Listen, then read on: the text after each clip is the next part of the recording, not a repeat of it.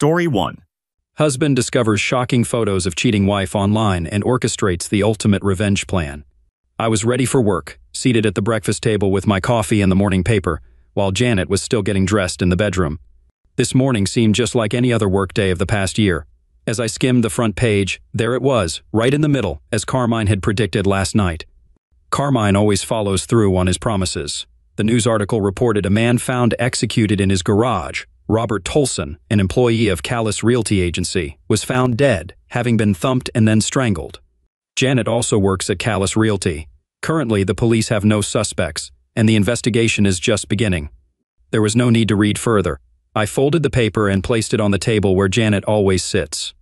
A warm, comforting feeling washed over me as I contemplated the events leading up to this morning. Sipping my coffee, I watched as Janet entered the breakfast area. My, was she beautiful. My wife of 5 years looked even more stunning today than she did 5 years ago when we first met. There were no exchanged greetings as she poured herself a cup of coffee. It's hard to believe how much our marriage had declined in the past year. Our eyes met briefly, and I smiled slightly as I acknowledged her arrival. She said nothing to me, continuing a pattern that had persisted for the past 2 months after our major argument about her increased working hours.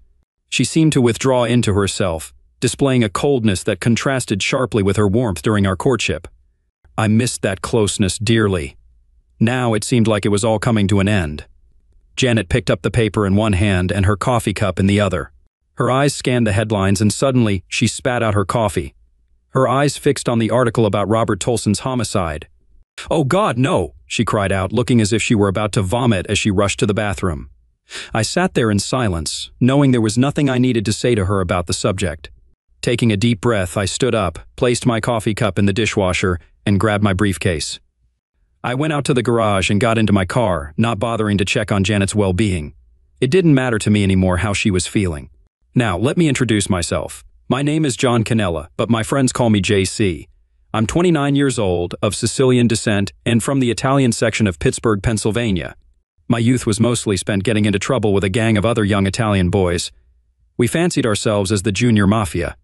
I'll skip over most of the other misadventures we got into and focus on the one event that significantly changed my direction. Carmine, Vitalo, and I were closer than two natural brothers. We were the same age and hung out with the same group of guys. The main difference between Carmine and me was brain power. I won't claim Carmine was unintelligent or anything of the sort, it's just that he seemed incapable of avoiding trouble with the law. Despite our shared misdeeds, he was the one who typically got caught by the police. One evening, Carmine and I broke into a warehouse near the dock, hoping to steal some items for quick cash. The security guards must have spotted us entering through a side window because they were waiting as we tried to leave with several boxes of MP3 players. One guard nabbed Carmine just as I turned, while another tried to grab me. I pushed a box into his face and then leaped onto the other guard's back, striking him on the side of his head with all my strength. As he released Carmine, I pulled him to the ground, urging him to flee as fast as he could. Carmine ran off, leaving me behind. The second guard recovered and grabbed me from behind, and there wasn't much of a struggle after that. The guards roughed me up until the cops arrived. When they showed up, they laughed with the guards as they examined my bruised and bloodied body. I was taken to the police station and held in a cell until my parents came to get me released. Long story short, I never revealed the identity of my accomplice in the warehouse. I received 2 weeks in jail and probation. Carmine called me multiple times to apologize for leaving me behind, but I reassured him it was fine, considering his prior record could have landed him in jail for much longer. He vowed to make it up to me, no matter how long it took. My parents were furious and embarrassed by my arrest. My dad disciplined me with his leather belt until I was almost bleeding, and then they decided to enroll me in St. Peter's Catholic High School to straighten me out. Needless to say, the nuns and the priest did an excellent job of disciplining me. By my senior year, I had changed my lifestyle. One of the priests who mentored me encouraged me to pursue a different path, so I left the neighborhood gang and eventually performed well enough to be accepted to Penn State. Again, in short, I succeeded in college and graduated with a degree in human resources. Finding a job with a reputable company after graduation was easy. For once, my parents were proud of me. Though I dated numerous women in college, I wasn't ready for a serious commitment. It wasn't until 3 years after graduating that I met Janet Ficano, who made me reconsider my bachelorhood. We met at a seminar for HR representatives. Afterward, I got her phone number and promised to call her, which seemed to please her. Janet was unlike any other woman I had dated, with a multifaceted personality. At times, she reminded me of Chris Costner's character in The Three Faces of Eve. The trait I least admired about Janet was her stubbornness. Once she formed an opinion on an issue, nothing could dissuade her from her belief, no matter how misguided it might be. Our dating experience was characterized by periods of closeness, followed by distance. We refrained from engaging in carnal activity. Within the first year of our relationship, I learned of Janet's abandonment as an infant. Her mother left her in a church pew and departed from her life, leading to her upbringing in orphanages and foster homes.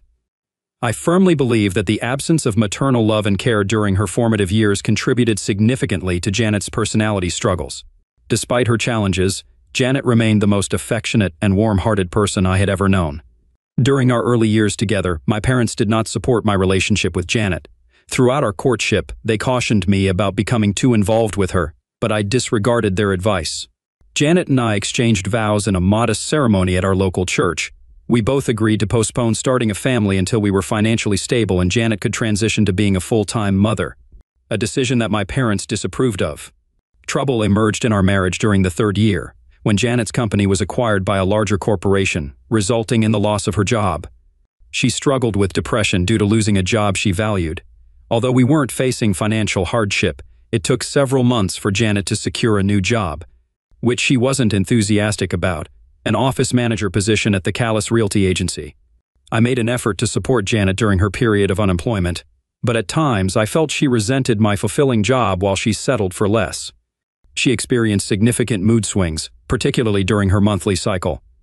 After a few months at Callis, she gradually regained her usual pleasant demeanor.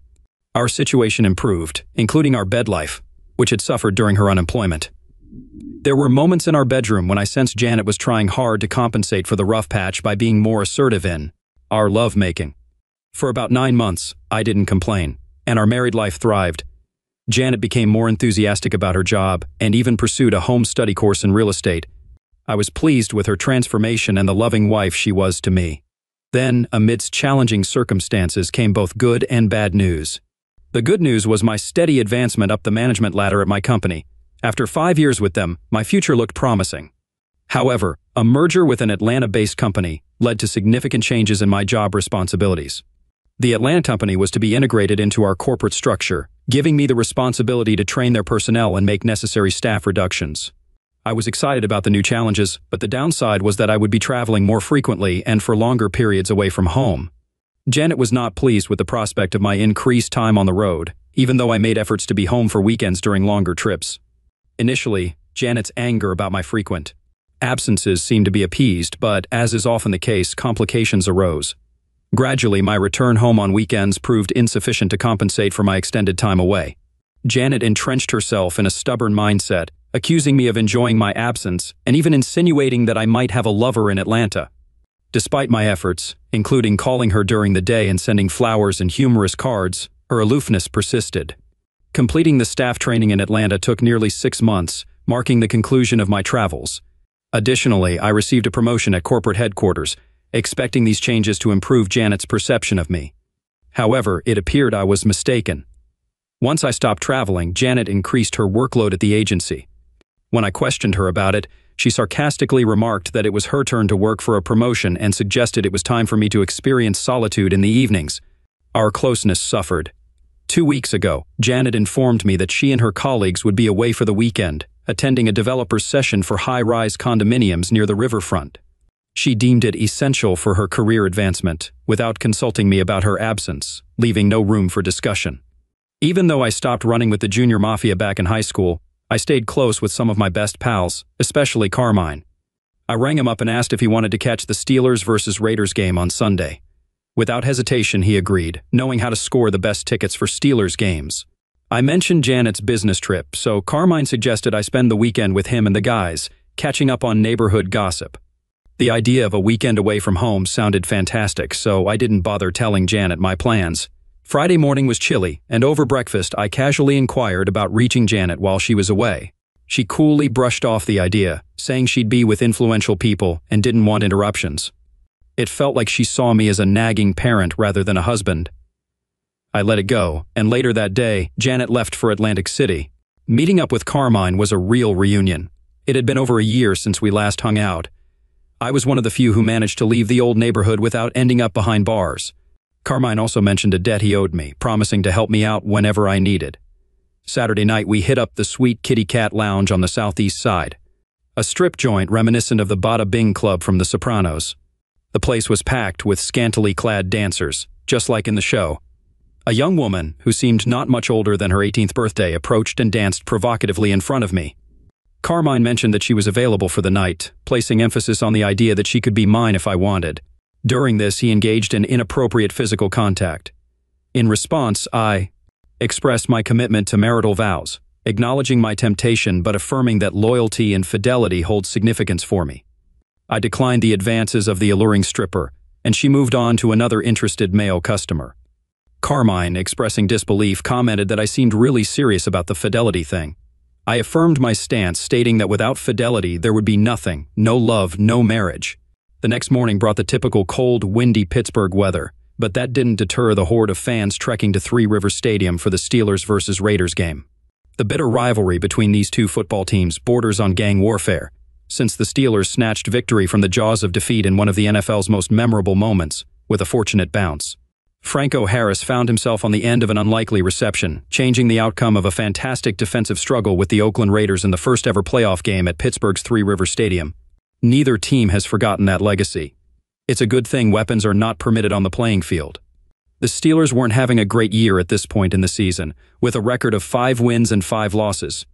Today marked the biggest game of the season, with the Silver and Black back in town. It was hard headbanging all afternoon on the football field. I was getting hoarse from all the shouting and screaming, but the final score was Steelers 21, Raiders 20. The day couldn't have ended on a better note, or so I thought. Despite Carmine's invitation to celebrate, I had to bow out and tell him another time. Tomorrow would be a hard day at the office, and I knew I didn't need a hangover on top of all the other job pressures. Besides, Janet was coming home this evening, and I wanted to be there when she got home. However, Janet did not come home Sunday night. I left for work Monday morning with serious doubts in my mind about the latest developments in my marriage.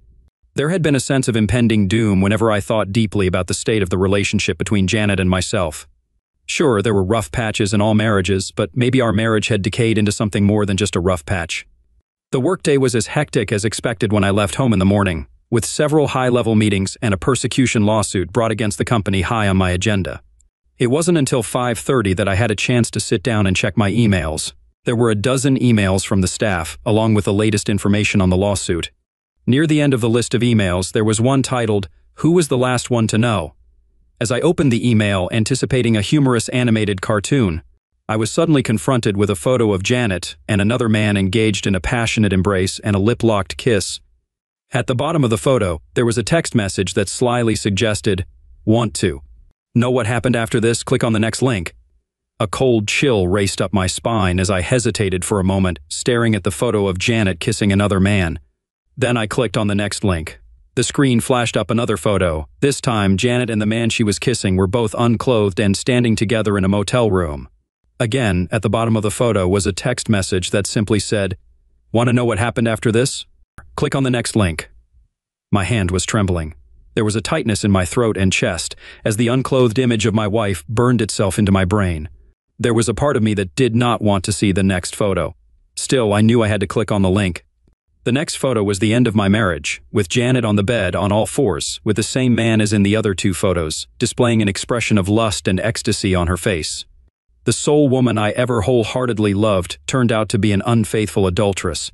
I placed my love and trust in her entirely, and now she was tearing my heart from my chest. The text at the photo's bottom read, "Prick provided by Robert Tolson." My worst nightmare had been thrust in my face. Undoubtedly, Janet's recent coldness wasn't merely a wife upset with her husband. It resembled rigor mortis setting into our dying marriage. What followed wasn't anger and rage. For me, it was a calm resolve, a feeling I hadn't experienced in a long time. Revenge settled into my mind, as infidelity and betrayal wouldn't stand in my lifetime. 2 people would pay dearly for knowingly heaping insults upon me. My initial thoughts revolved around the person sending the incriminating emails. No name or indication of the sender's identity. Questions echoed in my head. Why send this email? What did they hope to gain by exposing my wife's infidelity? Were they friends or enemies of Janet? I'd have to address these questions later. I inserted a CD into my computer, copied the email and 3 photos, then deleted it. A scrubber program erased all evidence from my hard drive. Sitting back in my swivel chair, making sense of Janet's betrayal, I could only attribute it to her multiple personalities.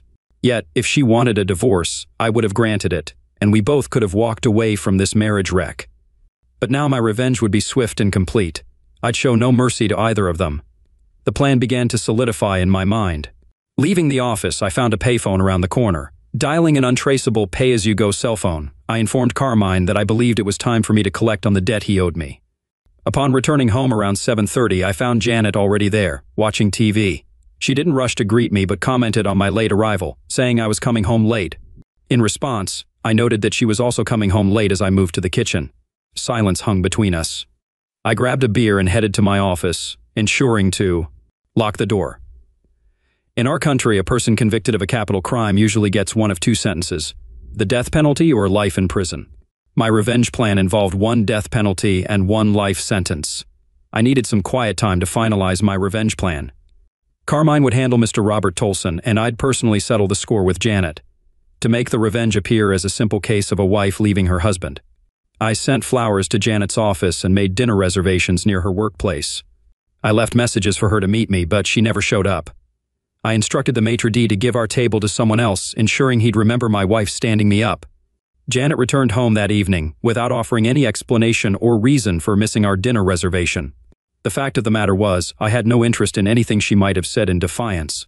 The die had been cast, and the wheels of revenge were set in motion. The following day, a courier came to my office and handed me an envelope marked "Personal and Confidential." Inside, there was a single sheet of paper with a bold heading instructing me to destroy it after reading. The first sentence on the paper advised me to secure an airtight alibi for the upcoming night. The second sentence provided a name, Carlos Mandara, and a phone number. I read and reread the phone number until I had it memorized. The paper was then sent through the shredder, and I collected the shredded pieces to be discreetly dropped into various trash cans outside the office building.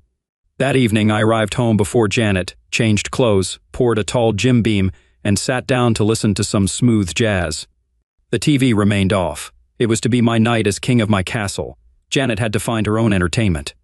There was no confrontation when she got home. She quickly assessed the scene and turned around, walking out the door again. I couldn't care less about her destination, whether out to eat or to meet Robert Tolson. The sand in the hourglass was almost empty for both of them. I was in bed when Janet finally returned, slipping quietly alongside me.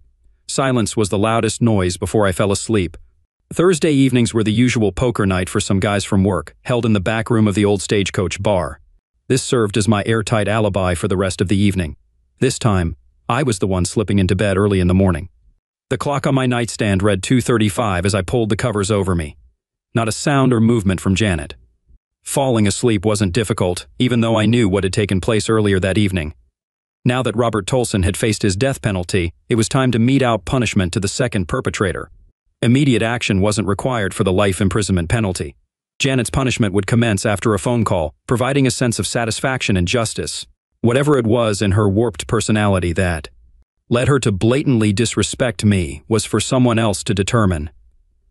I no longer felt any compassion toward the woman I once loved with all my heart and soul. The impending retribution was of her own making. The police interviewed every member of the Callis Realty Agency staff, gathering interesting but inconsistent statements. Janet faced multiple police interviews. Detective Lawrence Beaton questioned me about Robert Tolson, attempting to probe questions about a more than professional relationship between Robert and Janet. I affirmed my complete faith in my wife's fidelity, dismissing any doubt. He just smiled at me, perhaps pitying me as a poor, betrayed man. The funeral service for Robert Tolson took place on Tuesday. That morning, I observed Janet wearing her somber black dress, the same one she had worn to my mother's funeral. She didn't inquire if I wanted to accompany her to Robert's funeral. Whatever thoughts she had regarding Robert's death, she kept to herself. Undoubtedly, she had much to ponder, including the homicide and her infidelity. Over the following week, Janet appeared eager to engage in a serious discussion about our relationship. However, my cold shoulder promptly halted her attempts. I had moved beyond any possibility of reconciliation or making amends. I held the power to end the charade whenever I chose. 3 weeks after Robert's homicide, police investigations seemed to lose momentum. No new leads emerged, and there were suggestions that Robert might have been executed by a loan shark or a bookie. During this period, Janet's mental state continued to decline, marked by increased absent-mindedness and confusion. Little things frightened her, yet I offered no assistance or solace. Even witnessing her struggle, I thought to myself, too bad, as I observed her slowly unravel. Finally, on the subsequent Thursday, I placed the call to Carlos. The plan was already set, and he was eager to set it in motion. Janet had only an hour left before her new life would begin. Friday morning, I left for work before Janet was dressed, deliberately avoiding a final encounter in my house. The sand in the hourglass had run out. Across the street from our house, a car with 2 men lay in wait. The kidnapping unfolded at a 4-way stop sign intersection, with vehicles in front and behind Janet's car preventing any escape. With the precision of a Delta Force team, 2 men acted swiftly. As the driver's door opened, a needle punctured her arm while the seatbelt was cut away. Janet was pushed into the passenger seat, and one of the men took the driver's seat. The 3 vehicles departed rapidly, the entire process lasting less than 30 seconds. No witnesses were present. At 11 that morning, in a branch bank on the east side of town, a woman made up to look exactly like Janet entered and handed a withdrawal slip for $25,000 from our joint account to the teller. She presented a driver's license and passport as proof of identity. The teller took a few minutes to issue the withdrawal in the form of a cashier's check. A guard escorted the woman to her car, noting the license plate as she drove away. The line at the American Airlines ticket counter was short. The Janet lookalike approached the counter, presented her photo ID and passport, and received the boarding pass. Flight reservations had been made online the previous night. The first leg of the journey was to JFK Airport, followed by a non-stop flight on number to Rio de Janeiro. The Pittsburgh departure was at 4:45 in the afternoon, reaching JFK, New York subsequently at 10:30 that evening. The American Airlines plane took off, carrying the passenger Janet Canella on an overnight flight to Brazil. I waited until noon on Saturday before contacting the police to report a missing person. Surprisingly, Detective Lawrence Beaton was the officer who arrived at the house to take the report. I informed him that Janet had returned home at her usual time. Attempts to reach her on her cell phone were futile, as it displayed a non-in-service notification. When I contacted Amanda Stata, one of Janet's close friends at Callis Realty, she revealed that Janet had not shown up for work the previous day and hadn't even called in to report her absence. Detective Beaton made cryptic notes in his notepad while occasionally glancing up at me. Eventually, he began questioning the state of my marriage, probing into potential problems that might be related to Janet's disappearance. I reiterated what I had told him after Robert Tolson's homicide investigation. Our marriage was fine, and I couldn't fathom any reason for Janet to voluntarily vanish. He then inquired if I had any involvement in foul play concerning Janet, to which I emphatically stated my love for my wife and my inability to harm her. Lying to the police was a skill I developed early in life, associating with the junior mafia, and it continued to serve me well. 3 days later, Detective Beaton visited my office during business hours, presumably to assess the husband he was dealing with. Once in my office, he sat down and offered a tight-lipped smile. I wore a distressed husband's expression as I questioned him about any news regarding Janet's whereabouts. He responded, stating that they had retraced Janet's activities after she left my house on Friday morning, providing some information with a mix of positive and negative aspects. Several witnesses claimed to have seen her having coffee at Denny's restaurant on Bennett Street around 10 on Friday morning. Detective Beaton informed me that Janet had appeared at the Allegan National Bank around 11, as captured on video surveillance. She made a $25,000 withdrawal from our joint savings account. As he shared this information, I expressed disbelief and questioned how it was possible, stating that Janet hadn't mentioned anything about wanting to withdraw money. Detective Beaton assured me that the facts were clear, explaining that the cashier had made photocopies of Janet's driver's license and passport before issuing the cashier's check. He was confident that when I saw the surveillance tape, I would identify the person at the cashier's window as my wife, Janet. Once again, Detective Beaton paused to gauge my reaction to his revelation. I expressed to the detective that I believed there must be some mistake, emphasizing that Janet and I discussed everything happening in our marriage. I maintained a bewildered look while staring back at the police detective, aware that he was saving the most devastating news for last, and I had to prepare for another acting performance. The detective went on to share the most disturbing news, stating that my wife had purchased airline tickets to New York and then to Rio de Janeiro. He mentioned that they located her car in the long-term parking lot at the airport, revealing that her flight left Pittsburgh on Friday afternoon at 4:45 and her flight to Rio left New York at 10:30. The detective informed me that they contacted the Rio de Janeiro police to locate Janet, but she seemed to have vanished once she arrived in Rio. Detective Beaton now stared intently at me, awaiting my response. I exclaimed that it was madness and stated that Janet would never do something like that. I emphasized my belief in her love for me and mine for her, expressing that leaving the country was absurd. In an attempt to portray the betrayed husband, I began to cry right in front of the detective. There was a moment of silence in my office before the detective resumed talking. He asked if I believed this had any connection to the homicide of Robert Tolson. In response, I questioned how he could even ask that, asserting that my wife had no involvement in the homicide. I reminded him that she was interviewed and never charged in connection with that case. The detective clarified that they never charged my wife, but she was high on their suspect list. I responded to the detective's statement about others suggesting my wife and Mr. Tolson were romantically involved, expressing disbelief. I asserted that it was absurd to accuse her of being linked to the Tolson homicide, emphasizing that more than office gossip was needed to support such a claim. My eyes bore into his as I challenged the credibility of the accusations. The detective explained that they were still investigating, and now that my wife was out of the country, suspicions about her role in the homicide had grown. He paused for a moment and shared that evidence at the crime scene indicated a carnal motive, with Tolson being tortured and thumped for hours before being strangled. In response, I emitted a small laugh, dismissing the idea that my petite wife could have committed such a crime. I questioned the detective's belief in her capability, stating that she could barely open a pickle jar, let alone strangle someone. I expressed frustration with the escalating and seemingly baseless accusation. I addressed Detective Beaton, acknowledging that all the evidence thus far pointed to my wife's involvement, and he suggested she may have had assistance. Surprised, I questioned the possibility of being that other person. Before he could say more, he explained that they considered the possibility, but assured me that I had a solid alibi for the time of the homicide. However, his voice lacked conviction. I summarized the situation, expressing my disbelief that they believed my wife had left the country due to her involvement in a homicide, and that I was a likely suspect in assisting her. Pausing to glare directly at him, I sought clarification, asking if I accurately summarized his statements. He sat there, assessing whether my indignation was genuine or not.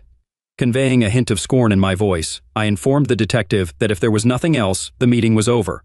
Rising from my desk, I approached the closed door and opened it, signaling his departure. Detective Beaton got up from his chair and moved slowly to the door. "Thank you for your time, Mr. Canella. I'll keep you informed about your wife's disappearance." He didn't extend his hand and I didn't offer mine. After the detective left, I closed the door and settled back in my swivel chair. I was sure Beaton's visit aimed to extract more information than to provide substantial details about the two cases. I carefully pondered each statement and question, realizing he suspected my involvement. Yet my alibis were solid. I was playing poker the night Robert Tolson was executed, and I was in meetings all day the Friday when Janet went missing. It was Saturday morning, 2 weeks after Janet's disappearance. I hadn't heard from Carlos or Carmine. Janet's whereabouts and well-being remained unknown. At times, I sensed being followed, morning commutes and evening returns. My actions were meticulously planned, from work to home, with grocery shopping on the way. Nothing suggested evasion or someone trying to conceal their movements. Every other day, I called Detective Beaton for updates on my missing wife, but he had no new information. The Brazilian police found no evidence of Janet after her arrival in Rio. Later that afternoon, I ordered a pizza from Domino's while watching college football on TV. The doorbell rang, and the pizza delivery guy arrived with my hot pizza. I paid him and offered a couple of bucks as a tip. Upon opening the pizza box in the kitchen, I noticed an envelope on top. Opening it, I pulled out a sheet of paper with instructions for the next day. It directed me to dress for church and attend the 10:00 Mass at St. Peter's. The note further instructed me to slip out the side door on the east side of the church during communion, where a dark Ford Crown Victoria would be waiting outside. Holding the sheet, I understood that this would be a final meeting with Janet before Carlos shipped her out of the country. He had waited 2 weeks to ensure the well-documented cover plan of Janet flying out of the country was all the evidence the police had to work on.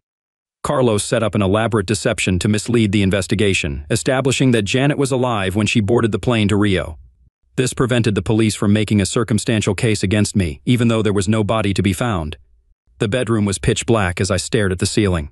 This past month and a half had been a living nightmare for me after receiving that email.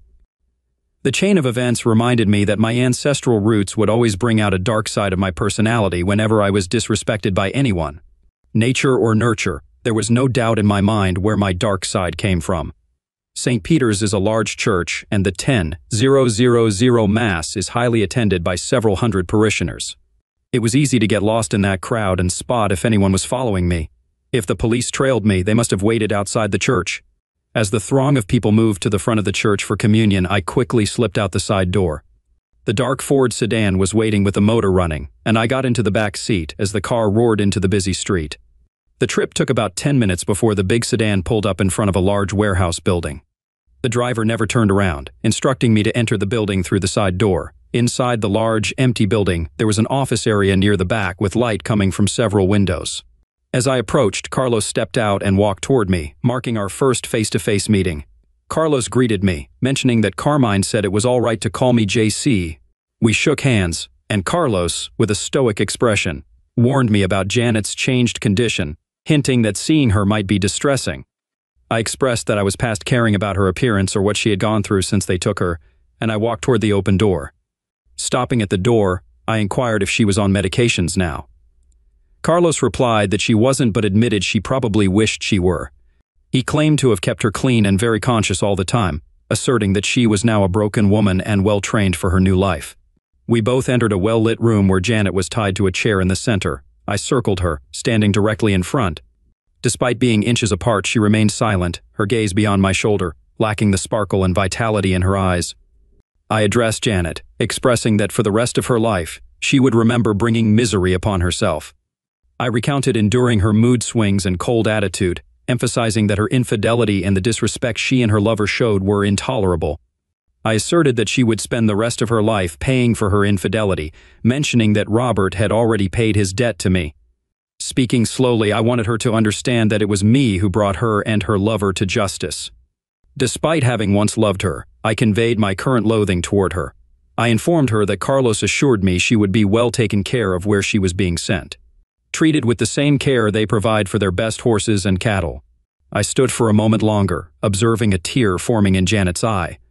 It was the only acknowledgement I received before turning and walking out. The Ford sedan returned me to St. Peter's, where I went inside as the 11,000 Mass ended. I left the church and drove straight home. A hard knot inside my gut needed drowning with some Jim Beam. It's been 3 years since I last saw Janet. I've almost forgotten her completely, with no traces left in my life. I sold the house we lived in after her disappearance. Detective Beaton's cases are now in the cold case file.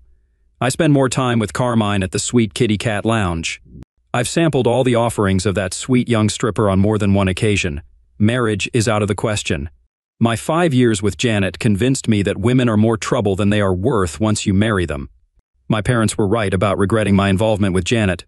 Children should listen to their parents' advice, though they rarely do.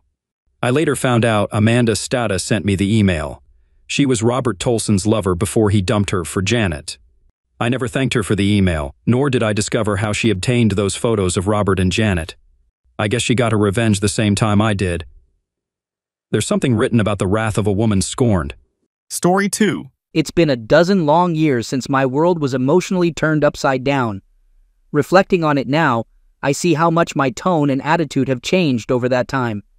I recall the days when my partner and I enjoyed a nearly flawless marriage. We met in college, fell deeply in love, and soon after graduating, we tied the knot. I was a jock, playing football and baseball, while she was stunningly beautiful and incredibly intelligent. Together, we did everything, socializing, pursuing hobbies, and weathering storms as a united front. Life, however, is never without its challenges. We supported each other through family tragedies and health scares, including her battle with cancer and my heart condition. We truly were partners in every sense of the word, and our love for each other continued to flourish. As our careers advanced, we upgraded our homes within the same school district and indulged in a lake house, creating countless cherished memories with our children. Despite our busy lives, we never neglected planning for the future, saving for our children's education and achieving debt-free status in the final years of our marriage. As a family, we were always on the move: vacations, camping trips, date nights, bowling with friends, staying busy and engaged. Amidst the chaos of daily life, we never lost sight of our love. We made a conscious effort to nurture our relationship, and that commitment yielded countless rewards.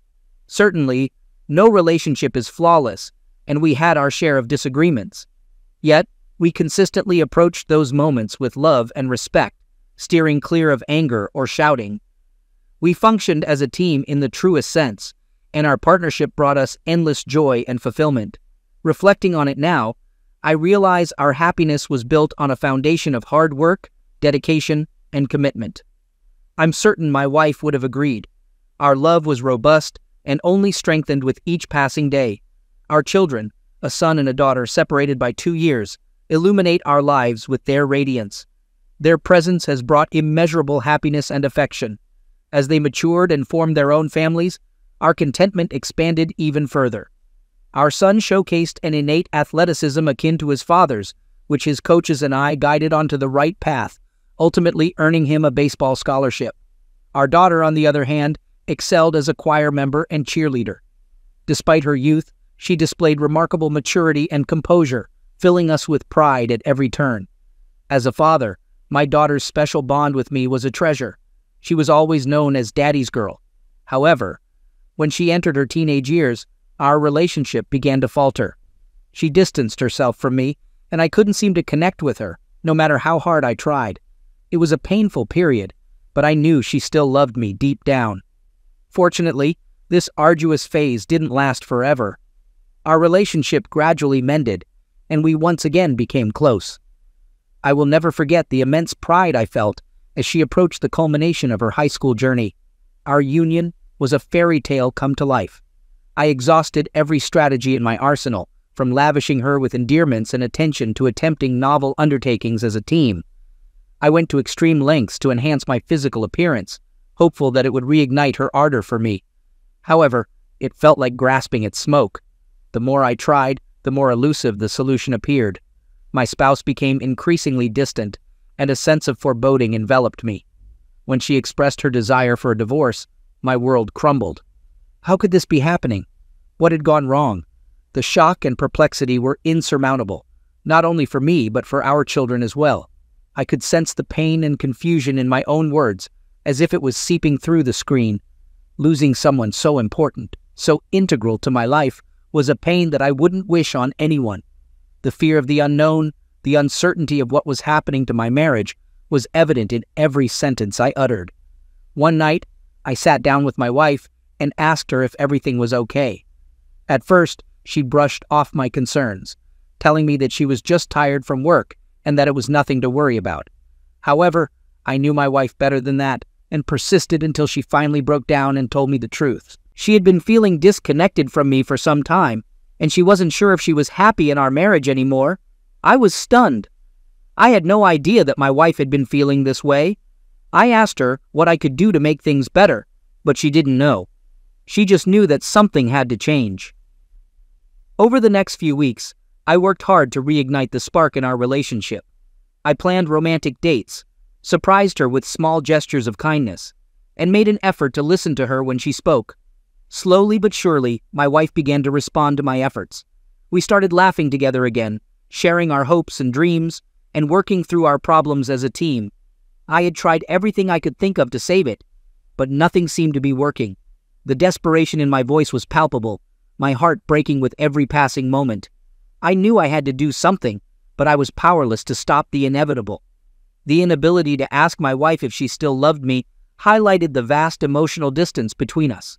The notion of someone else causing our separation only struck me during a coffee meeting with her best friend, and even then, I clung to denial. Symptoms like loss of appetite, trouble sleeping, and constant crying portrayed a man witnessing his world crumble, helpless to halt it. I felt like I was drowning in a sea of despair, unable to see a way out. The image of me lying on the floor, gazing at the ceiling for hours, with my dog's head on my chest, was both heartbreaking and heartwarming. It served as a reminder that even in the darkest moments, someone or something could offer comfort and solace. My beloved pet sensed my pain and provided a sense of peace and support. It was evident I loved my wife deeply and would have done anything to save our marriage. Feeling helpless and out of control testified to how much I cared. It unfolded as a tragic tale of lost love, a fractured marriage, and a man left to pick up the pieces of his shattered heart. Recounting my story, I couldn't help but feel a sense of empathy and compassion for myself, for the pain and loss endured. Losing my beloved wife felt like an unceasing wave of torment crashing over me. Each day became a battle to rise without her at my side, rendering the love, time, and effort we devoted to each other seemingly futile. Despite my best efforts, I couldn't reconnect with her or mend our bond. Divorce, an inevitable and bitter reality, I was unwilling to confront. The prospect of losing her entirely, even as a friend, was devastating. Feeling inadequate as a spouse, unable to meet her needs, and incapable of preserving our marriage, the pain persisted. Yet, in spite of the pain, we remained amicable and respectful throughout, resolved to avoid inflicting more hurt. Dividing our possessions was a bittersweet experience. Together, we had toiled diligently to create a life we could both take pride in, and now it was being partitioned and sold. The memories formed in those two residences would forever be a part of me, but the idea of returning without her was intolerable. The finality of signing the divorce papers was gut-wrenching. I could see the tears in her eyes, and I knew she was hurting just as much as I was. It felt like a final goodbye, as if a piece of my heart was being ripped out. The pain of losing a long-term partner is enduring, leaving a scar that time may soften but will always remain. Amid the hurt and heartbreak, I hold on to the good times we shared and the love we once had for each other, finding some comfort. The bittersweet reality of watching your daughter grow up and get married is a feeling no parent can escape. As I sat there, surrounded by the people I love, a sense of melancholy crept up on me. My daughter, my little girl, was getting married and starting a new chapter in her life. It was a joyous occasion, of course, but I couldn't help but feel a sense of sadness deep within my heart. Then, a magical occurrence unfolded. My daughter took a seat beside me, her head resting on my shoulder, and we engaged in conversation, laughter, and reminiscence about old times. It was a beautiful moment, one I knew I'd treasure forever. As we sipped our scotch, gazing into the flickering flames of the fireplace, a profound sense of gratitude washed over me. I felt thankful for my daughter and her fiancé, for my family and friends, and for the love surrounding me. Despite the ongoing healing from my divorce, I recognized the need to keep moving forward and find happiness wherever I could. But in that moment, surrounded by the warmth of the fire and the love of my family, I felt content. I knew that everything was going to be all right, and that no matter what challenges lay ahead, I would always have the support and love of those closest to me. Approaching the end of our conversation, my daughter and I began to delve into more serious topics, and that's when she brought up the divorce. It was something we hadn't really discussed in depth before, other than addressing logistics. However, this time we delved into the emotional aspects of it. I asked my daughter, now a grown woman, what it was genuinely like to live with me, and acknowledged that I knew I wasn't a perfect parent. It was a risky question, but one I felt compelled to ask after the divorce. To my surprise, my daughter opened up and shared that at times, I could be intense and had high expectations. She admitted they all worried about disappointing me, but she also added that she knew I loved and protected them and would always be there. In fact, she even giggled as she shared that they used to affectionately refer to me as Sergeant Dad or the Sergeant. I acknowledged that I wasn't always the most emotionally open person, but reassured her that I cared deeply for them, even if not always overtly expressed. It was then that she shared something that left me stunned. She hoped her new husband would be as good a husband and father as I am, and wished that I could find someone who made me happy and didn't cheat like Mom. That's when it hit me. My daughter thought I knew about my wife's infidelity all along.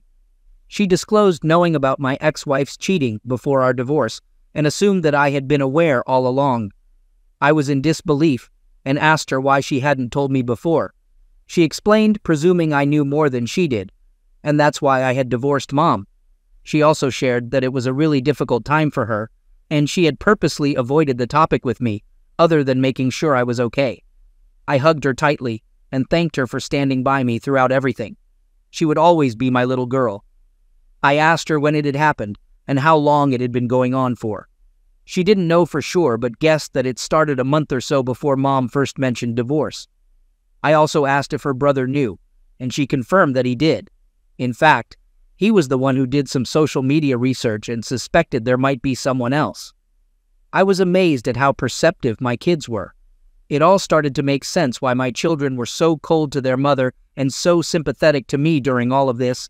I hugged my daughter tight, grateful for her honesty and her love. She was the only thing that made sense in my life right now. As I held her close, I knew that I needed to be strong for her and for my son. They were the only reasons I had left to keep going. My ex-wife's betrayal wrought profound changes. It altered how I perceived her, myself, and the world. It felt as if a part of me had perished, leaving me clueless about recovery. All I knew was the necessity to persist, to keep moving forward, even if only one step at a time. The night her affair was exposed marked a pivotal moment. Until then, I strived for civility during our divorce proceedings, but now uncertainty clouded my actions. Racing thoughts deprived me of sleep that night. Reflecting, I noticed her enhanced self-care, more frequent hair and nail treatments, purchasing nicer clothes, and dedicating more time to her makeup. Initially, I assumed it was an effort to keep pace with younger colleagues at work, only now realizing it likely signaled preparation for her affair. The truth surfaced. My ex-wife had already found someone else, another man. The rejection was already challenging, but this betrayal cut much deeper, shattering my world once again. My daughter showed me the other man's Facebook page and other sites. I discovered he was an executive at one of my ex's larger accounts. Though his posts didn't mention my ex by name, they strongly suggested an infatuation with someone sounding exactly like her. Despite my daughter's comment about him not being as good-looking as me, seeing my ex-wife with someone else was painful. I immediately severed all communication with my ex-wife, ignoring texts and calls, even avoiding contact with her friends. The fact that her best friend never followed up made me wonder if she had been aware of the affair all along. But one night, overwhelmed with anger and hurt, I broke into my ex-wife's house, determined to destroy everything in sight.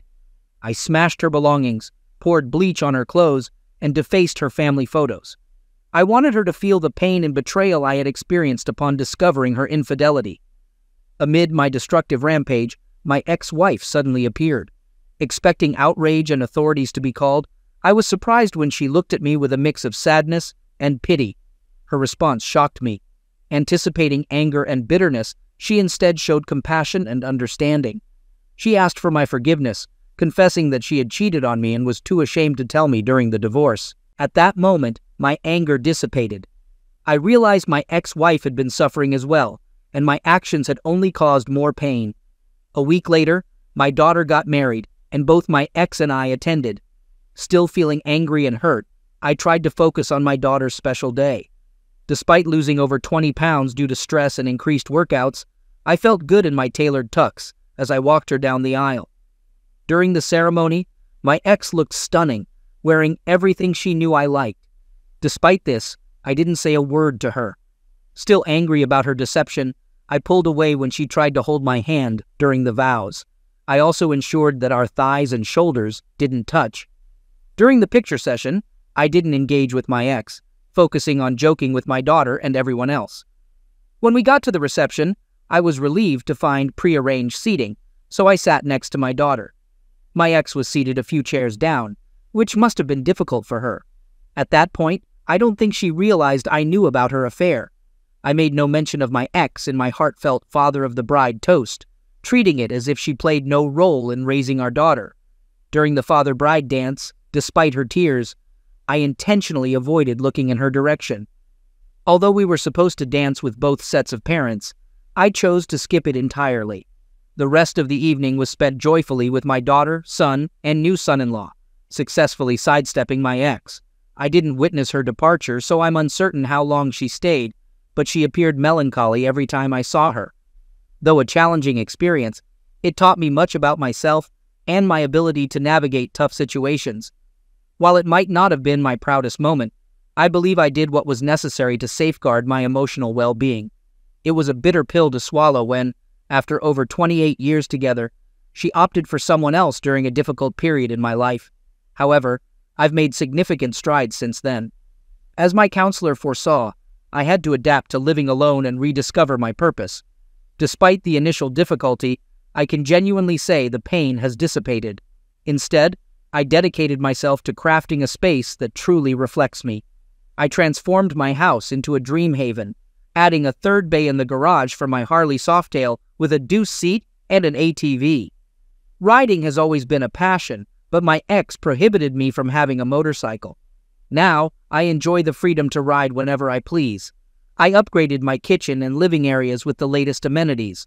Yet, my favorite part remains the man cave in the basement. With a top-of-the-line sound system, video facilities, wet bar, and quality gym, it provides everything I need to unwind. Sitting in my recliner, listening to classical or old rock music, something my ex never allowed me to play loudly, is a true pleasure. My house has become the go-to spot for game days, where friends and family gather to watch multiple games simultaneously, akin to a sports bar.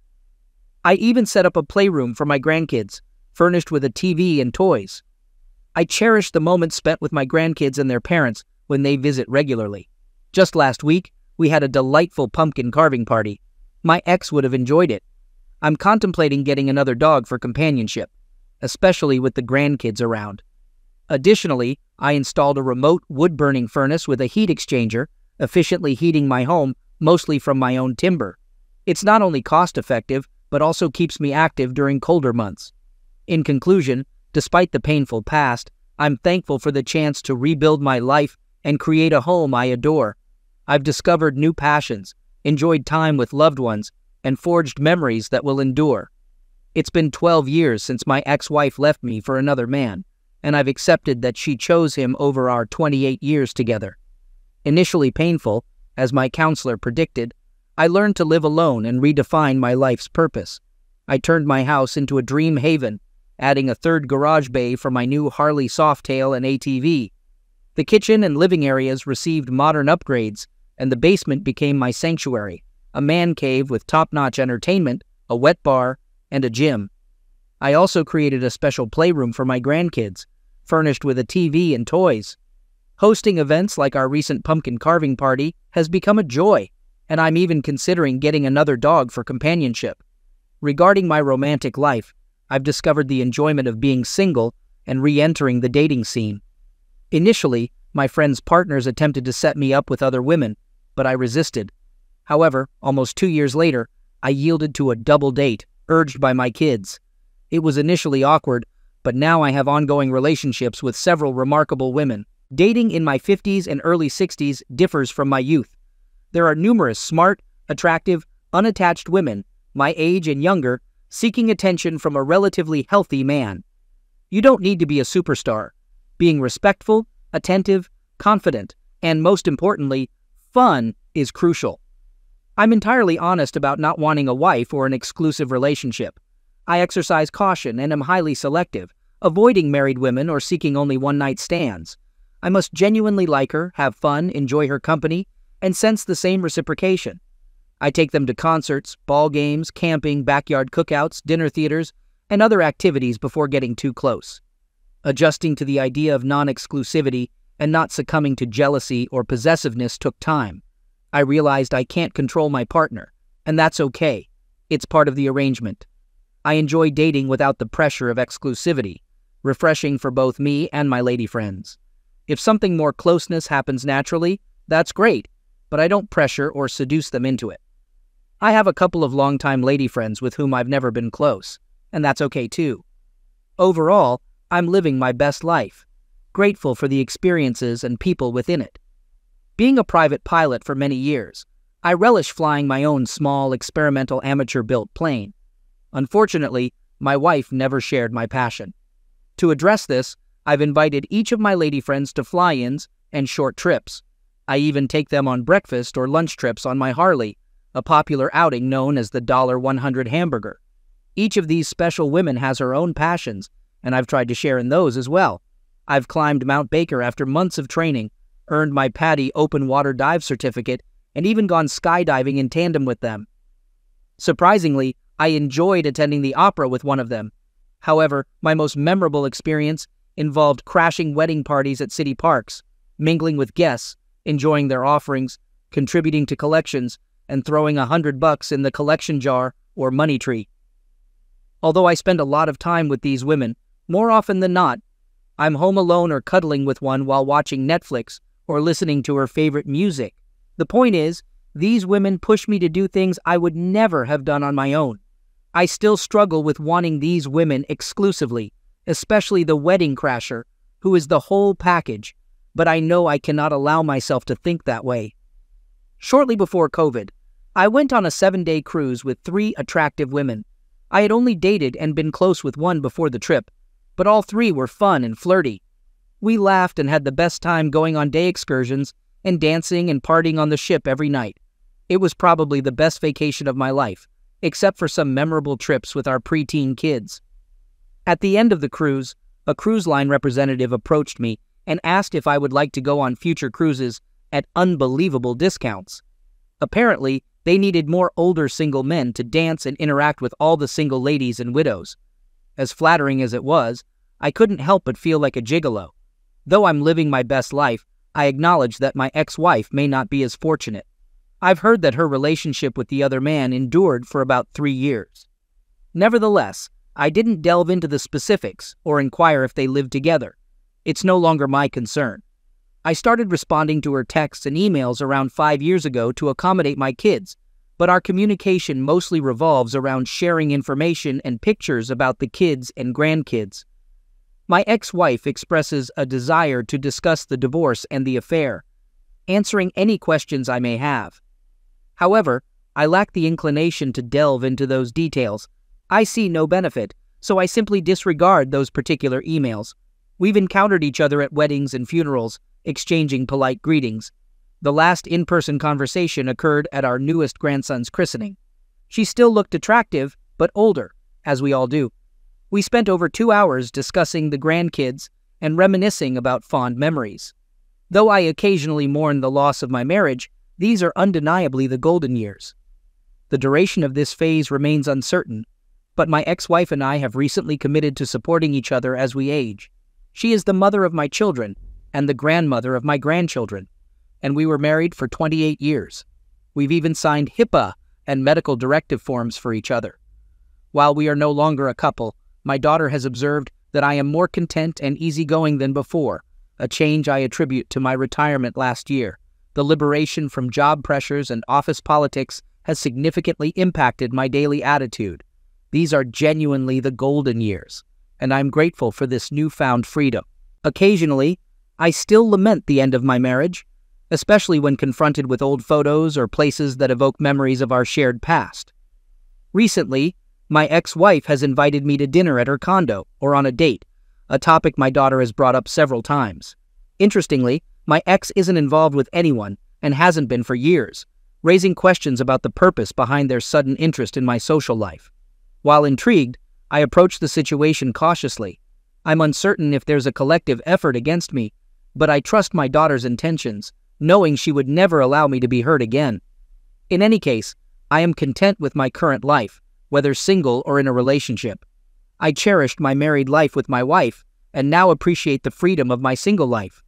Whatever unfolds, life continues, and I'm assured that I will not be alone in my old age, regardless of whether I reunite with my ex. Story 3.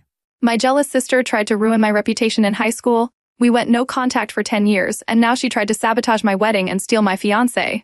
I, 27 female, hosted my rehearsal dinner last evening, and I'm getting married tomorrow. But my mother is very upset about a certain incident that took place at dinner last night, since it ended with me kicking my sister out of the wedding after humiliating her.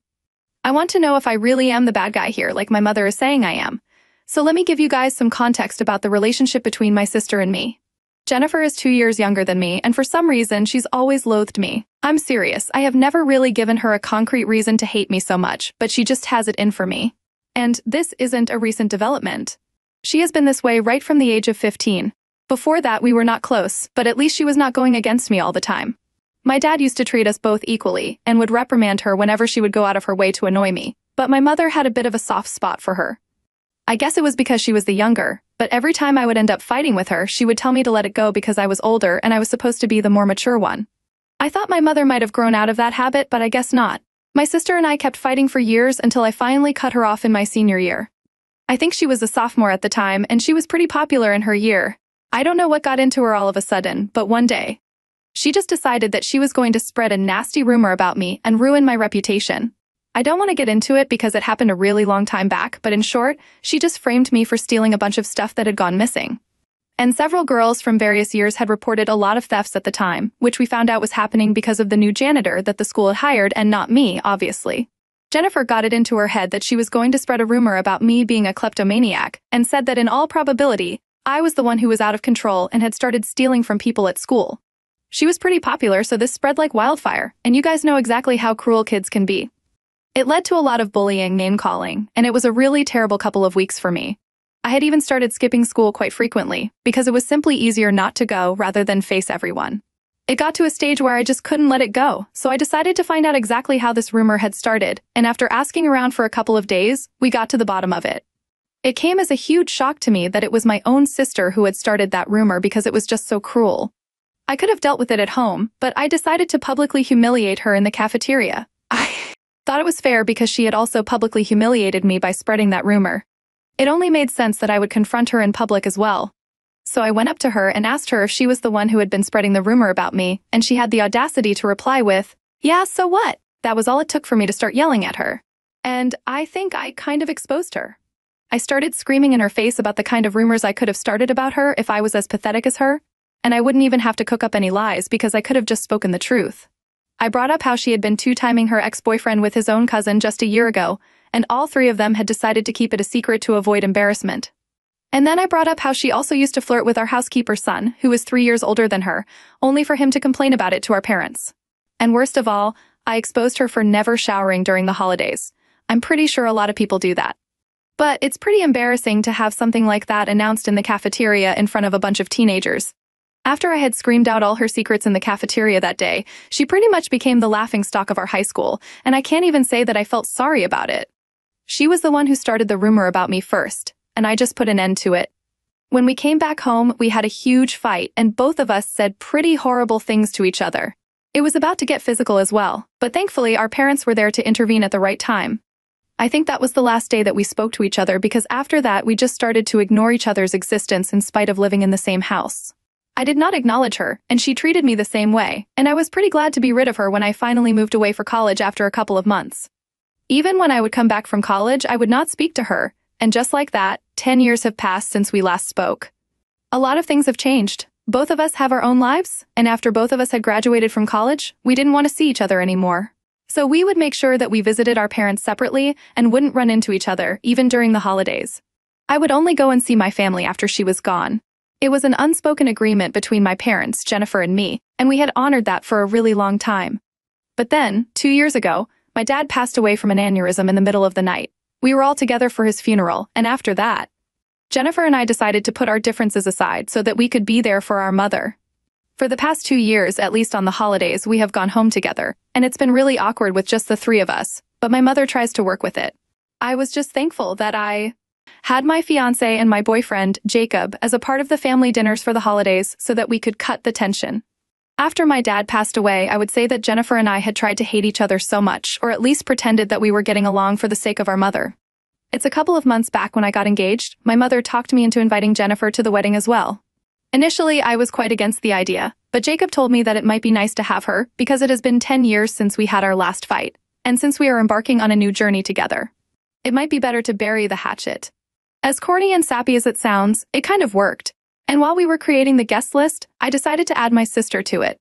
I did not invite her to any other events, not the engagement party or the bridal shower, because that was only for close friends and family. But I decided that it would be nice to invite her to the wedding. When she received her invitation, she was nice enough to thank me for it and even said that she hadn't been expecting one, but she was grateful that I was willing to put everything in the past. Because of her behavior, I had no reason to suspect that she might be up to something, and honestly, 10 years have passed since that incident from high school, so I think everyone should be over it by now. Currently, all my guests, and of course my fiancé and I, are in the hotel that we had selected as our venue. It's a little distance away from the city, and we have been here for 2 days now. The day before yesterday, most of our guests had arrived by the evening, and we had a welcome party for everyone who had come from out of town. At the welcome party, I noticed that Jennifer had been quite social with everyone, and she seemed to be having a good time. She even took a bunch of photos with me, so up until that point, I was feeling good about my decision to invite her. But that changed by the next morning because in the middle of the night, my fiancé came to my room and showed me a letter that Jennifer had sent to his room. My fiancé and I are staying in separate rooms because my mother and his parents are all kind of superstitious and think it's bad luck for the couple to be staying in the same room before the wedding. In fact, his room is on another floor altogether, and it was around 1 in the morning when he showed up in my room, so it was pretty late. The welcome party had gone on until midnight, but after that, everyone went back to their own rooms. I was also just about to go to bed when Jacob started knocking at my door, and when I let him in, he handed me the letter. I could easily recognize Jennifer's handwriting. It's pretty unique, and I instantly knew something had gone wrong. Jacob told me that he had been getting ready for bed when about 15 minutes ago a member of the hotel staff brought this letter to him. He told her that the lady from room 306 had sent him, and that was Jennifer's room number, so even though she hadn't signed her name, we all knew it was her. I guess she hadn't been counting on Jacob and me having a good, healthy relationship, which is pretty stupid on her part since we are literally about to get married. Since she had literally started the letter by saying that she wanted this to remain a secret between her and Jacob.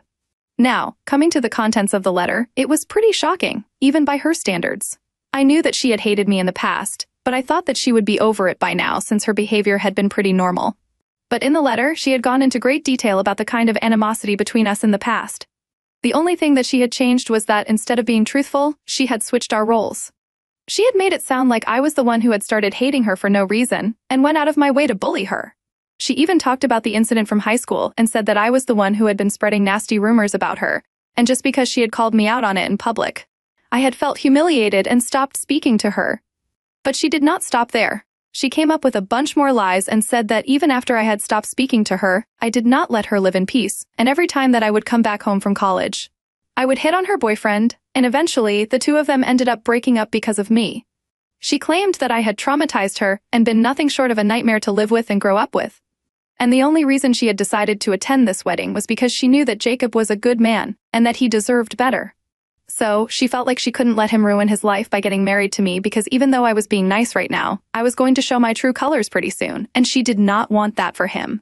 I would still be less surprised by this letter if she hadn't mentioned that she would be willing to elope with Jacob if he wanted to because in spite of the fact that she had spent limited time with him, she had started to fall for him, and she felt like the only reason the universe had brought the both of us together again was so that she could find Jacob. She ended the letter by telling him that she would be waiting for him after the rehearsal dinner in the parking lot since she didn't want to be caught by any of the guests and they could discuss this there. So, it was a pretty shocking letter, and Jacob told me that he had come to me as soon as he had finished reading it. He literally looked sick to his stomach, and it was kind of ironic, but I actually had to comfort him. He started apologizing to me profusely because he was kind of the one who had talked me into inviting her and letting bygones be bygones.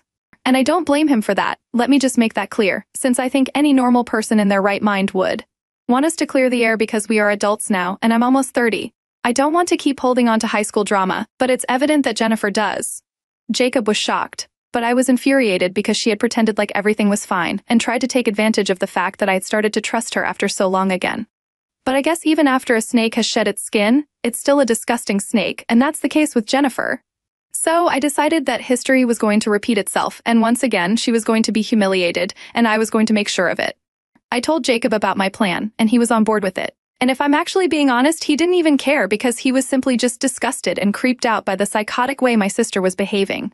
It was really disappointing because Jacob had been my boyfriend for the past 4 years, and everybody knew how much I loved him, so I guess this was her way of getting back at me or something. Anyway, the plan that Jacob and I came up with was relatively simple, and I guess some people might have already guessed what we did. After spending around half an hour with me in my room, Jacob went back to his room and made a call to Jennifer's room. He told her that he would be willing to discuss this after the rehearsal dinner in the parking lot, as she had said. He told her that at one point he would ask for whiskey on ice, and that would be the signal for her to excuse herself, and he would meet her 10 minutes later. Then last night, after everyone had been served dessert and stuff, my fiancé asked for a whiskey on ice, and immediately, Jennifer excused herself to use the ladies' room, so we knew that our plan was working. But instead of heading out, my fiancé and I stood up and made an announcement about the letter and its contents. Needless to say, everyone was shocked, but we did not have time for that, and we told them that currently, Jennifer was waiting for Jacob in the parking lot. And if anybody still had any doubts, they could come with us and see it for themselves. I'm pretty sure that nobody had any doubts, but they still followed us to the parking lot, and when we finally found Jennifer, she was stunned for a couple of seconds like a deer caught in headlights. Once she came to her senses, she made a run for it, but it was pointless. Everyone already knew the truth, and we had accomplished what we had set out to do. It was pretty chaotic after that because nobody knew what to do. I sent everyone back to their rooms, except for my mother and my in-laws. With them, I went to the room that Jennifer was staying in. I wasn't sure if she would be in there, but she was, thankfully. We had to knock on the door several times before she finally opened it, and her face was all red and splotchy. And when she saw me standing outside, she tried to attack me, but Jacob pushed her back, and I told her that I wanted her out immediately. She didn't even reply, she just went back inside, and we saw that she had already started packing, so I didn't even need to tell her to leave. It was my mother who took it the hardest. She started having a breakdown in Jennifer's room and started asking her why she would do such a thing since we were all convinced that she didn't even like Jacob. She just wanted to stir up drama against me. Jennifer did not reply, she just quietly packed her stuff as quickly as she could and then left. After she was gone, there was not much to discuss, so my in-laws went to bed. But my mother stopped Jacob and me before we could leave. She told us that she could understand that we were upset because of what Jennifer had tried to do, but even then, it could simply not justify the way we acted. I was honestly confused because, in my opinion, I hadn't done anything that bad. Definitely not as bad compared to what Jennifer had been trying to do. So I had to ask my mother to explain, and she said that if I had a problem with what Jennifer had said in her letter, I should have dealt with it like an adult, instead of dealing with it like I did as a teenager and creating a spectacle out of it. I should have confronted her in person and kicked her out without humiliating her like I did. When my mother said that, I kind of flared up at her. And I told her that I should have seen this coming because she had always been on Jennifer's side, and even now all she cared about was how Jennifer was feeling and the fact that her darling daughter had been humiliated. Even though it was her own fault. But my mom argued with me and said that she was ready to admit that what Jennifer had done was a horrible thing to do and that she shouldn't have pushed me to invite her. But it still did not mean that I had the license to do whatever I wanted because I was dragging my family's name through the mud. She said that it was really juvenile of me to involve all the guests and said that even they might have found it really awkward. So I had kind of ruined my own wedding by doing this as well since everyone would only be talking about this. At the time, however, I did not care about that. I only wanted to get back at Jennifer and I did that. So I told my mother that I did not care what she thought, and Jacob and I went back to our room. Today we had a gap between our rehearsal dinner and our wedding day, and everyone was free to do whatever they wanted. So I spoke to my maid of honor and a couple of the bridesmaids and asked them if everyone was talking about what had happened the previous night, and they said that people definitely were shocked and had been discussing it.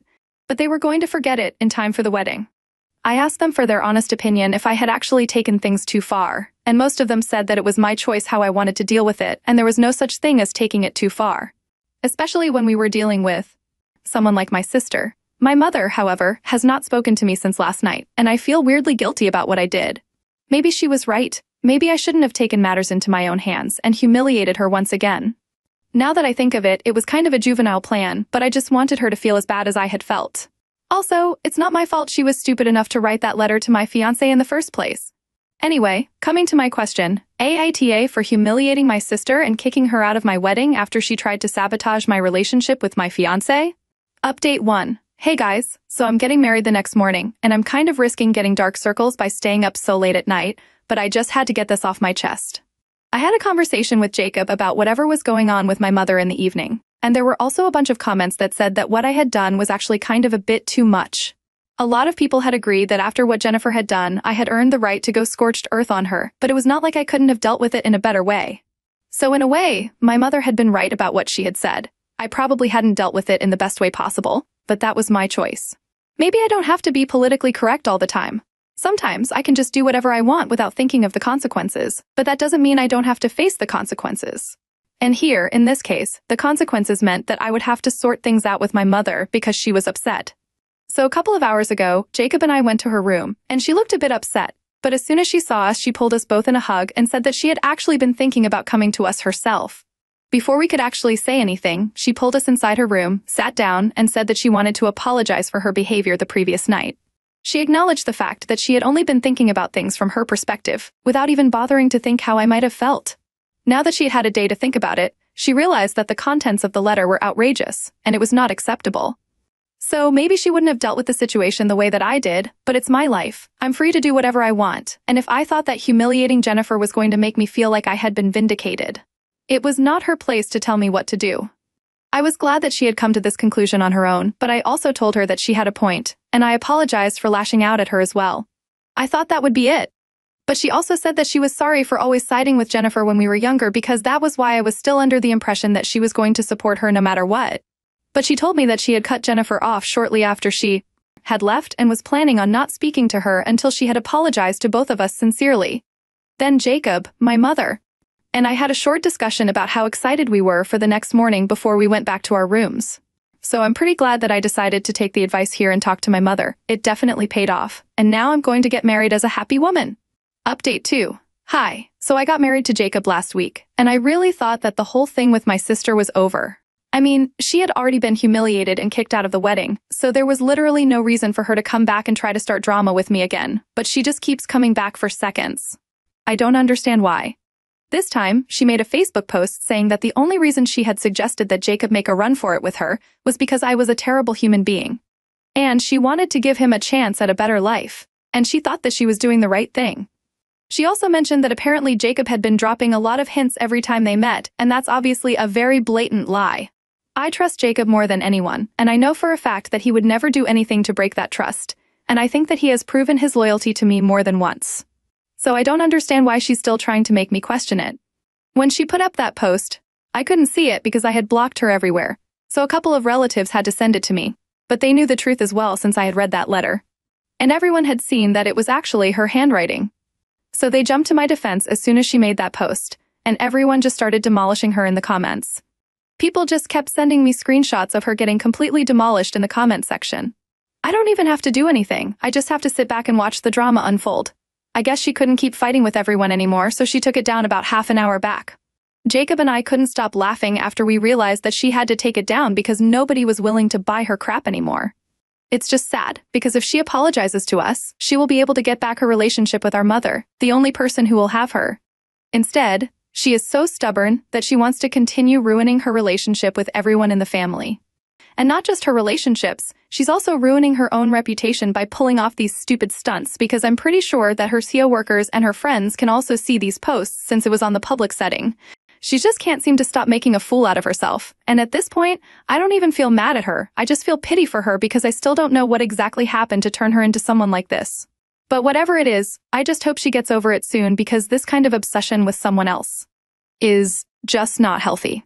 Update 3. So, after my last update, a lot of people in the comments had suggested talking to my mother so we could actually find out what exactly had happened that made my sister into the kind of person that she is. And to be honest, even I was pretty curious to know because, like I said, she did not have any problems with me until she was around 15. So, something must have gone wrong at that point for her to start resenting me so intensely. I called my mother up a couple of hours ago to ask about it, and she told me that she doesn't really have a very clear memory of it. But a couple of years back, she actually had a discussion like this with Jennifer. And Jennifer had mentioned something about how she was sick of constantly being compared to me. The only problem was that I honestly couldn't think of anyone in our family who compared her to me. We're not people who would do that, and besides, we were pretty much equal at most things. It was not like one of us was prettier or more attractive than the other, and even when it came to our education, we were on equal footing.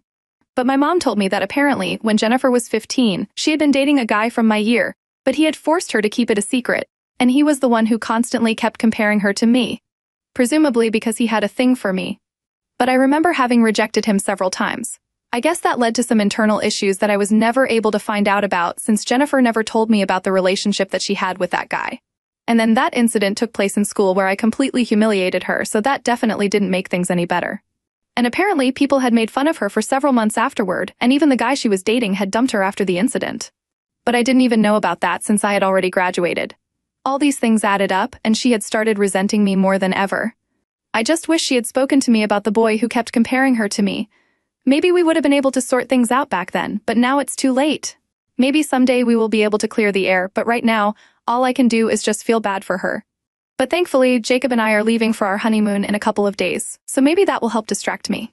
Story 4. When I first arrived in this city, the streets felt unfamiliar, like a maze designed to unsettle me. Starting over wasn't a choice. It was a necessity. I told myself that leaving everything behind would free me from the shadows of my past. But the truth was murkier. Every new day brought its own set of challenges, each one a reminder of how far I'd fallen from the life I had envisioned. I threw myself into work, hoping the long hours would fill the void, but even the sharpest distractions couldn't entirely silence the echoes of what I'd lost. For months, I stuck to a strict routine: work, gym, and home. Social events were rare, mostly invitations I couldn't refuse without raising questions. When I joined my current team, it was Helen who broke through my armor first, coaxing me into joining their weekly Friday outings. "It'll be good for you," she had insisted, her tone both gentle and persistent. I doubted her words, but I went anyway. The first few times I sat on the periphery, sipping my drink and offering only polite smiles.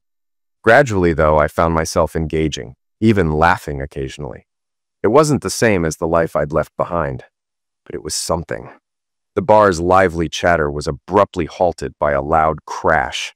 Everyone at our table froze, turning to see what had caused the disturbance. A man's voice cut through the air, filled with desperation. "Sweetheart, it's not how it seems. Please, this is all a mistake." His pleas were ignored. Seconds later, a dull grunt was followed by the heavy thump of a body hitting the ground. A woman's voice, laced with fury, rose above the murmuring crowd. "You're unbelievable. If you ever dare to contact me again, you'll be facing my dad's tool. This is the last time you'll hear from me." The door to the bar swung open as a small framed figure stormed out into the night. Back where the commotion had begun, another woman helped the man to his feet, only to slap him hard enough to send him reeling into a nearby chair. "Idiot!" she hissed, before turning and marching toward the exit herself. I turned back to my drink, uninterested in the unfolding drama. However, Michael leaned forward, addressing our group of colleagues gathered for our usual Friday night outing. "Why do people do that?" he asked, more curious than critical. I stayed quiet, but Helen, seated across from him, tilted her head slightly. "Do what exactly?" she inquired. Michael smirked. "Why is it that when someone gets caught cheating, their first response is always, 'It's not what it looks like'? How can they possibly know what their partner thinks?" I exhaled heavily and tried to shift my focus elsewhere. His words had unearthed memories of the last encounter I had with my ex-wife, Janelle, and I found myself wondering about what might have transpired in the 15 months since I walked out, her voice echoing those exact words as I left. "Ryan, hello? Are you even listening?" Holly's voice broke my thoughts as she pinched my arm to bring me back to the present. I blinked and realized that everyone at the table was now staring at me. "What?" I asked, trying to mask my unease as I toyed with my glass. "You totally zoned out," Ethan pointed out. "What's on your mind?" Looking at their expectant faces, I sighed. I knew these colleagues well enough to understand they wouldn't accept a vague response.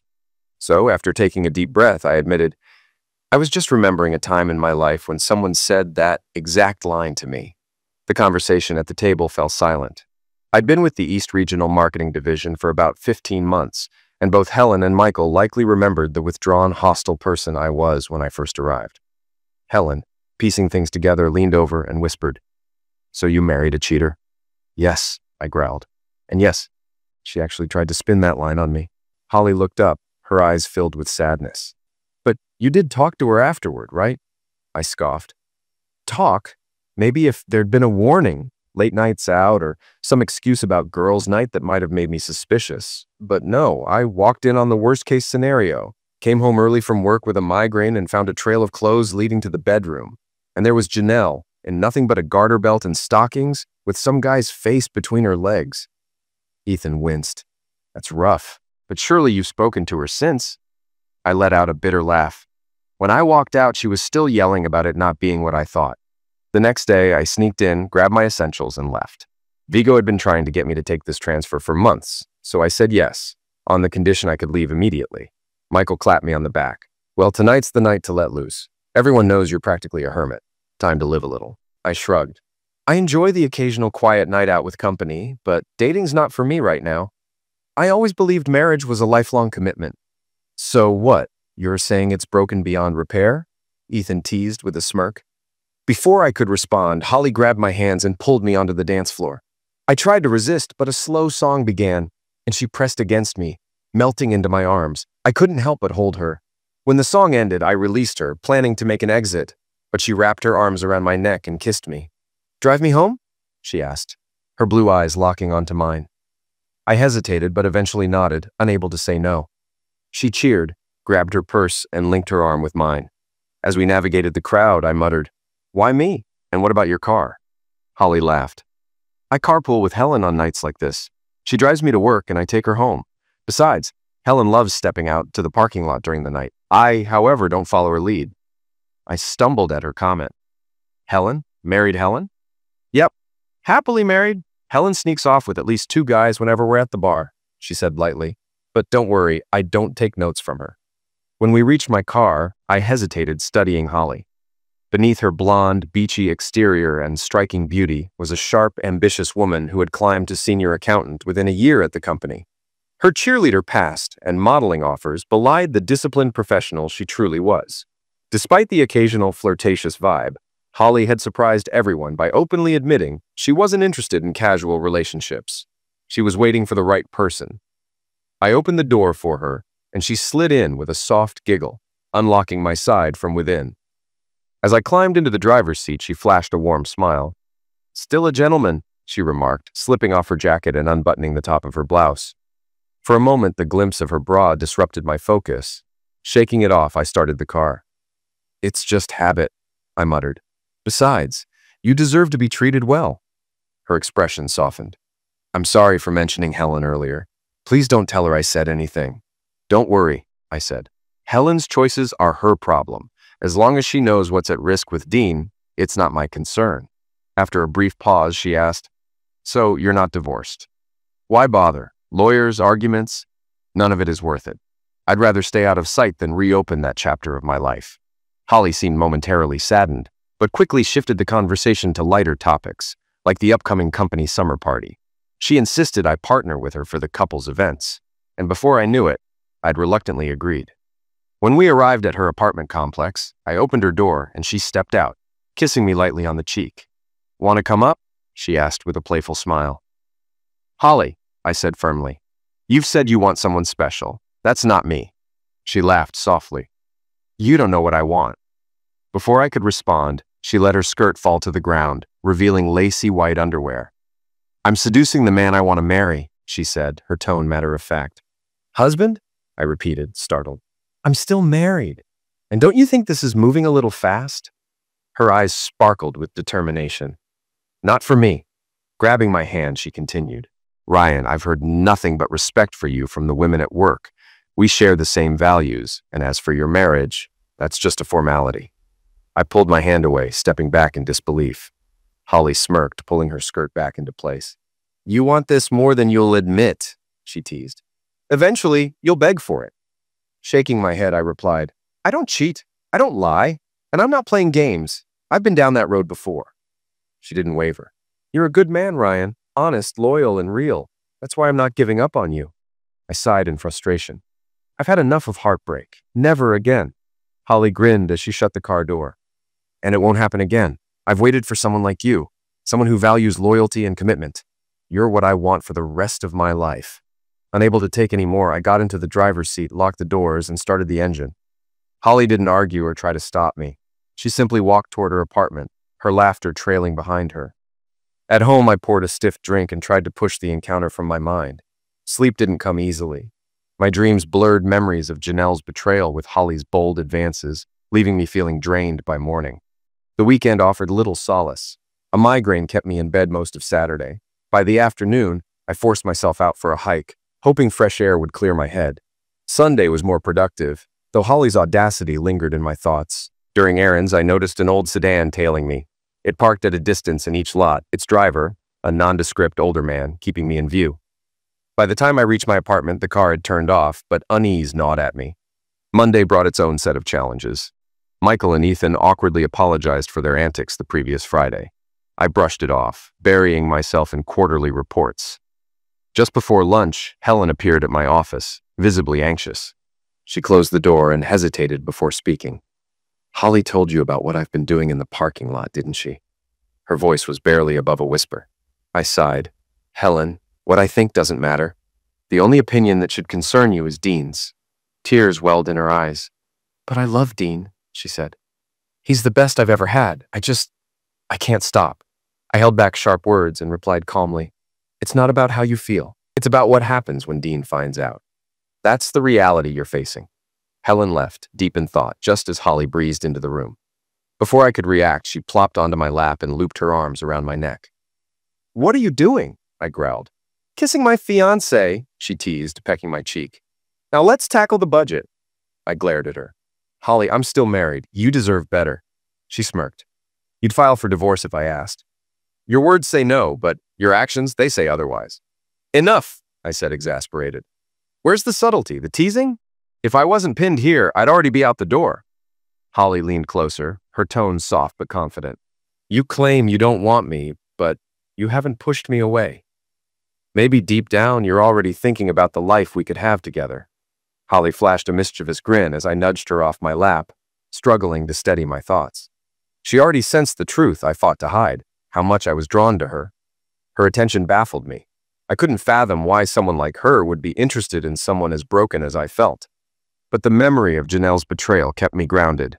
I steered the conversation back to work, maintaining professionalism until Holly finally left. On her way out, she shot me a teasing smirk and adjusted her skirt just enough to reveal the tops of her stockings. The glance she tossed over her shoulder dared me to follow. I stayed rooted in place, gripping my desk until she disappeared. The afternoon dragged on as I worked on quarterly reports. A big meeting loomed, and I had to finalize updates for Lawrence Fellows, the VP of Marketing, by Thursday. Most of the work involved tweaking charts, but I delved into the raw data to preempt any questions. One product aimed at teenage boys was underperforming due to a poor marketing strategy. While fixes were underway, ensuring the presentation was airtight added pressure. At 4:30, my secretary, Sally, popped in to inform me, "Detective Smith from the police department is here to see you." Confused, I nodded. "Send him in." A large man in plain clothes entered, flashing his badge. "Ryan Bennett, you lived in Maple Grove, California 2 years ago?" Cautiously, I nodded. "What's this about?" He chuckled. "There's a missing person report filed for you. It says you walked out of your apartment and never came back." I let out a bitter laugh. "I went back the next day, grabbed my things, and left for good." He raised a brow. "So, you're the Ryan Bennett in the report?" I gestured around my office. "I'm hardly missing. I'm right here." His gaze lingered on my desk, taking in my sparse decorations and a few photos. High school graduation, a college softball team, and a fishing trip with Ethan. None included women. "Got it. I'll update the report, but someone from Maple Grove might still reach out." Shrugging, I replied, "I came here to start over." And I did. After he left, I finished up and headed to the parking lot. Mostly empty, except for Holly perched on the hood of my car. She hopped down as I approached. "Ready to give in yet?" she teased, her grin full of mischief. "Not happening," I shot back, trying to sidestep her. She blocked me, pressing me against the car door. "You'll crack eventually," she murmured, leaning in. I managed to open the door, but not before noticing her unbuttoned blouse. "Holly, this is a parking lot. Anyone could see you." She giggled, fastening her buttons with agonizing slowness. "The right person already has." Shaking my head, I muttered, "You're far too good at this to be inexperienced." Laughing, she replied, "Cheerleading and slumber parties teach you plenty." I might lack practice, but I've mastered the theory. I couldn't help but chuckle, but my tone turned serious. "This changes nothing. I'm still married." She looped her arms around my neck and whispered, "Not for long." Before skipping off, she tossed a package onto my car seat.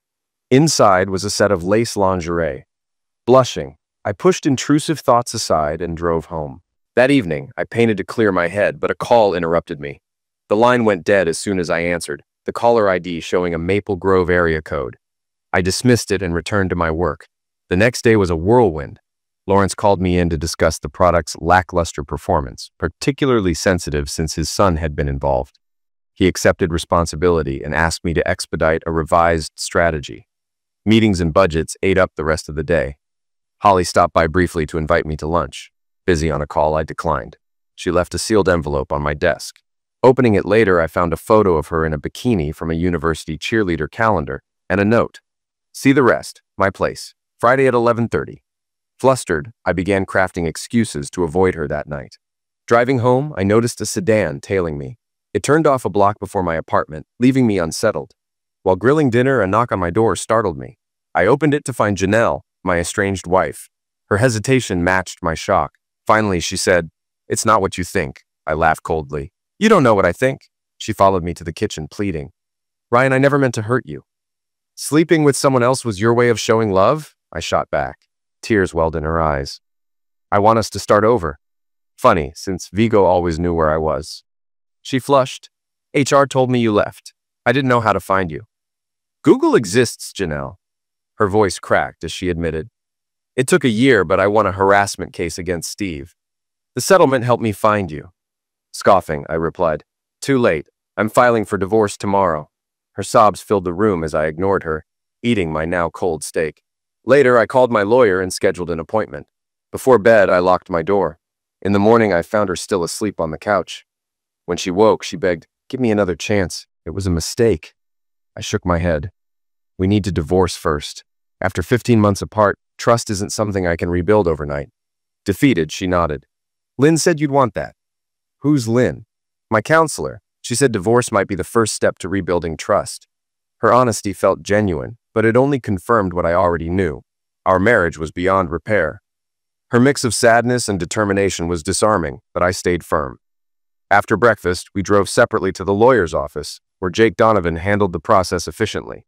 We signed agreements.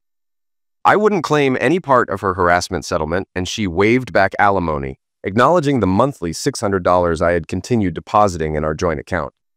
She blushed when Jake asked why she hadn't used that to track me down, admitting she hadn't thought of it. She provided records from her lawsuit, showing she'd left her job and sued her employer. Jake recorded both of us affirming the divorce, with his secretary notarizing everything. The process would fast-track the finalization to 30 days. The only pause came when Jake asked Janelle if she wanted the divorce. She hesitated, then said, "I wish I hadn't hurt Ryan. I want to stay together, but I've been advised that this divorce is necessary if we're ever to rebuild trust." So yes, in legal terms, I agree. The secretary stifled a snort but said nothing. 4 hours later, the paperwork was done. Jake promised to mail my copies to my apartment and offered Janelle the option of picking hers up once she was settled. Outside, as we reached our cars, Janelle hesitated. "Thank you, Ryan." "For what?" I asked, puzzled. "For being honorable. You could have shut me out completely, but you didn't. Lynn warned me I might never win you back, but at least now I have a little hope." I nodded and got into my car, watching her through the rearview mirror as I drove away. The memories of our 7 good years tugged at me, but the lingering question of trust kept my heart closed. At work, the team was in high spirits. The quarterly report had been delivered on time, and the revised marketing plan was coming together. Meetings consumed the rest of my day and filled my schedule for the week. Holly's attempts to catch me were thwarted by the flurry of activity, though her gaze lingered during meetings. On Friday, she knocked on my office door just before the day ended. "Ryan, a group's heading to Charlie's tonight. Can you drive me?" Her pleading expression made refusal impossible. I sighed and agreed. Holly responded with a tight hug, pulling me to the elevator. I managed to keep her at arm's length during the ride, but her hand found mine. Against my better judgment, I gave it a squeeze. As we drove to Charlie's, Holly turned to me. "So why were you out Wednesday morning?" "It was personal," I said, keeping my tone light. "Nothing for you to worry about." She frowned, but quickly shifted gears, sliding her skirt up to reveal the tops of her stockings.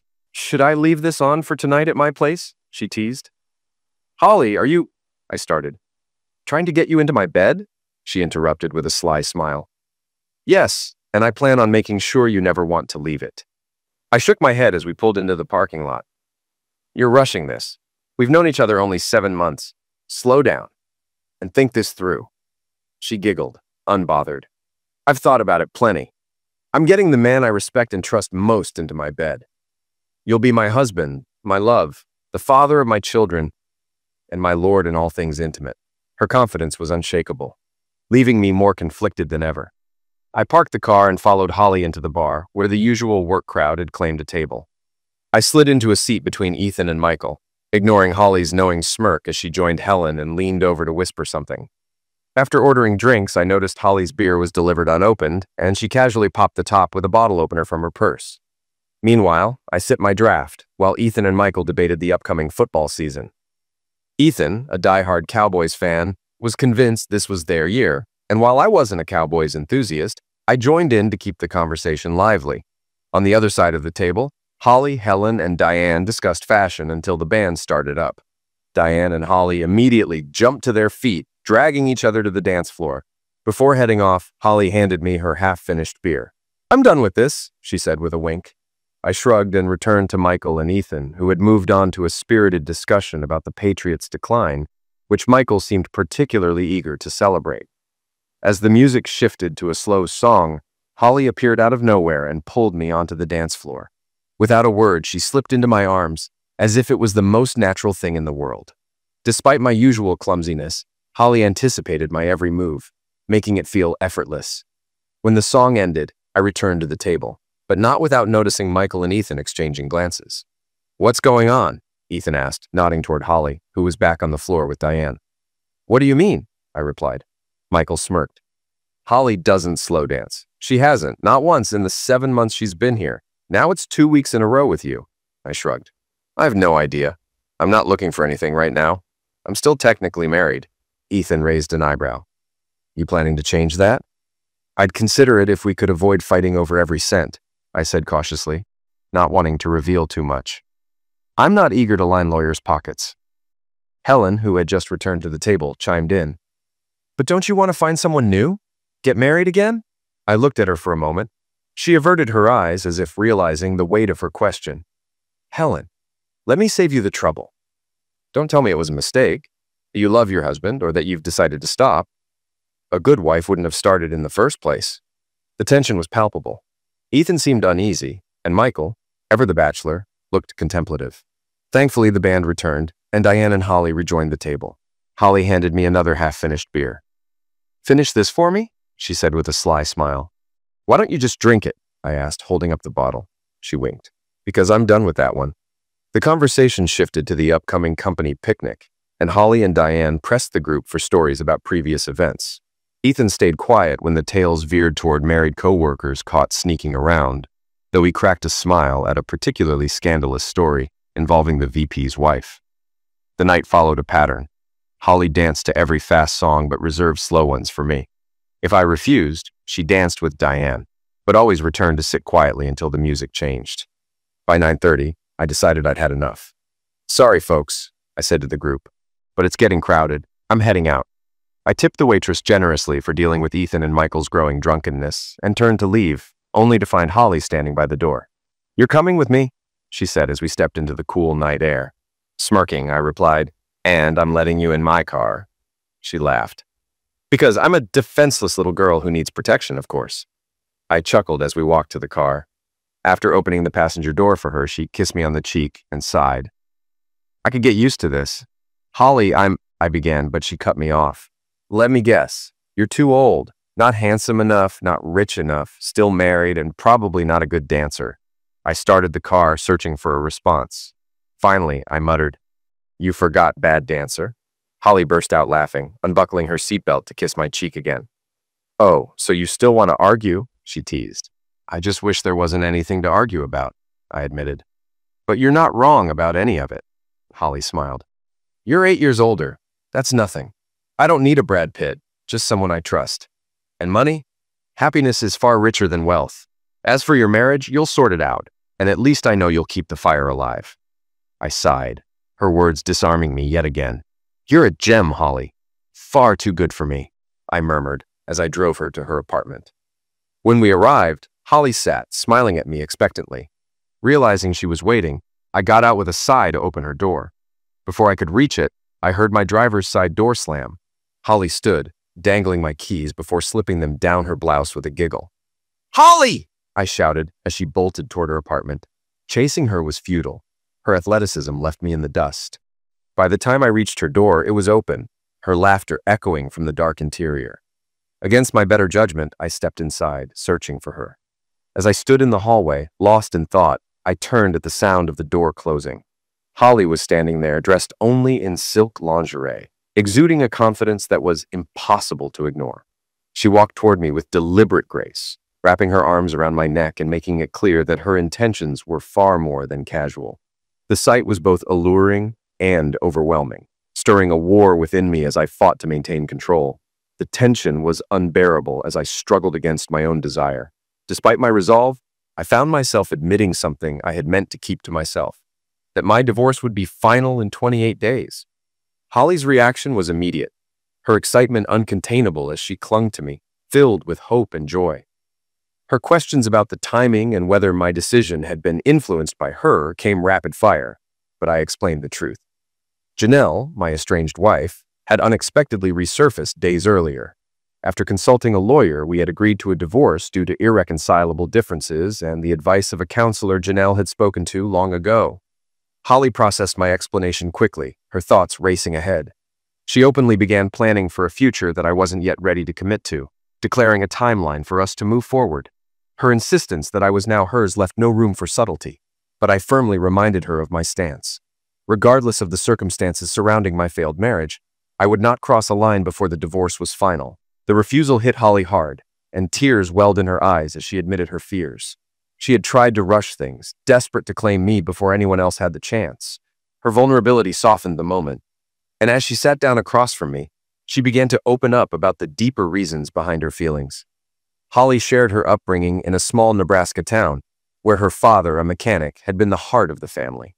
He was a hardworking, respected man who loved his children deeply, raising Holly and her 6 siblings with care and devotion. Her mother, however, had been different, more interested in chasing big city dreams than being present for the family. Though she looked after the children, most of her energy went into maintaining her appearance and social aspirations. Holly recounted how, by the time she was 6, her mother had emotionally checked out. The family's life unraveled when Holly was on the brink of high school. Her father had returned early from a job, only to find her mother with another man, a flashy lawyer from Dallas. The fallout was devastating. Her mother initiated divorce proceedings almost immediately and left the family, choosing her new life over her children. Holly and her siblings remained with their father, who stayed steadfast and committed to them despite his heartbreak. As Holly spoke, her voice carried a mix of admiration and pain. Her father's unwavering dedication had shaped her expectations of love and loyalty, and she saw in me echoes of the man she respected most. Her feelings were rooted not just in attraction, but in a deep-seated belief that I embodied the qualities she had always valued. It was a lot to take in, her sincerity making her intentions clearer than ever. Hearing Holly's story left me conflicted. Her trust in me, shaped by her past, was humbling. Yet the weight of her expectations and the scars of my own failed marriage kept me guarded, uncertain of whether I could live up to her vision, or if I should even try. Holly's voice trembled as she recounted the tragic fate of her father. After her mother's betrayal, he devoted himself entirely to his children, ensuring each of them graduated and saving what he could for their future education.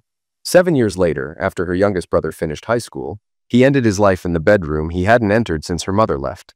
Holly's heartbreak was evident as she explained how this loss shaped her views on love and loyalty. She vowed never to repeat her mother's mistakes, determined to find a partner she could truly trust. Despite her deep conviction, I tried to distance myself, insisting she barely knew me. But Holly countered with what she had gleaned from the workplace gossip, stories that painted me as a loyal, one-woman man. She saw me as exactly what she needed, even as I resisted. Overwhelmed, I told her I needed time to process everything. Holly, undeterred, guided me toward her bedroom, insisting that I could at least sleep beside her and decide in the morning. Her persistence, paired with her disarming vulnerability, left me unable to argue. Reluctantly, I stripped down to my underwear and lay on her bed. She climbed in after me, settling comfortably into my arms.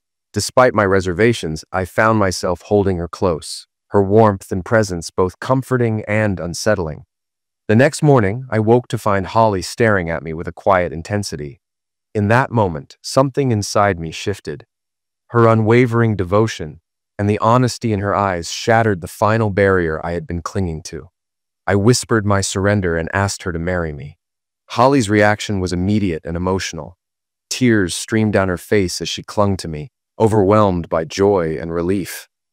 When she finally composed herself, she kissed me with a fervor that spoke of the depth of her feelings. Her simple yes was all I needed. Afterward, as I began dressing, Holly stayed in bed, already planning our future. She proposed a simple courthouse wedding followed by her moving in with me. When I asked about a larger ceremony, she dismissed the idea, preferring an intimate vow exchange between just the two of us. Any grand celebration, she said, could wait for a vow renewal on our first anniversary. Her disdain for her mother's legacy of superficiality was palpable, as was her fierce commitment to building a life with me. Holly's passion was both endearing and overwhelming. She saw our marriage as a deeply personal bond, a promise of mutual love, loyalty, and partnership. Her humorous boldness returned as she teased me about the intimacy she planned to share, leaving me both laughing and exasperated. When I jokingly pushed her boundaries, she playfully escalated the situation, reminding me just how determined she could be. Eventually, I managed to gather my things and head for the door, Holly's laughter and warmth following me. She hugged me before I left, her parting words filled with anticipation. She reminded me to start preparing for our life together, her optimism and confidence a stark contrast to the uncertainty I had felt just days before. For better or worse, Holly had pulled me into her world, and I found myself no longer wanting to resist. As I finally wrestled my shoe into place and dashed out the door, Holly's laughter echoed behind me, lightening my steps as I made my way to the car. Driving home, I was a mix of emotions. Just a week earlier, I was a man hiding from a broken marriage and an uncertain future. Now, I was in the middle of a fast-track divorce and engaged to a vibrant, confident woman who had completely upended my life. Back home, I showered and started tidying up, but my good mood was interrupted by a phone call. Janelle was on the other end, her voice unsettlingly cheerful. She informed me that she had sold or packed her belongings and found an apartment near mine. She suggested I take her around town next Saturday, a proposition that caught me off guard. Despite my hesitation, I agreed, realizing that avoiding her wasn't an option. By the time we hung up, the conversation had dampened my spirits.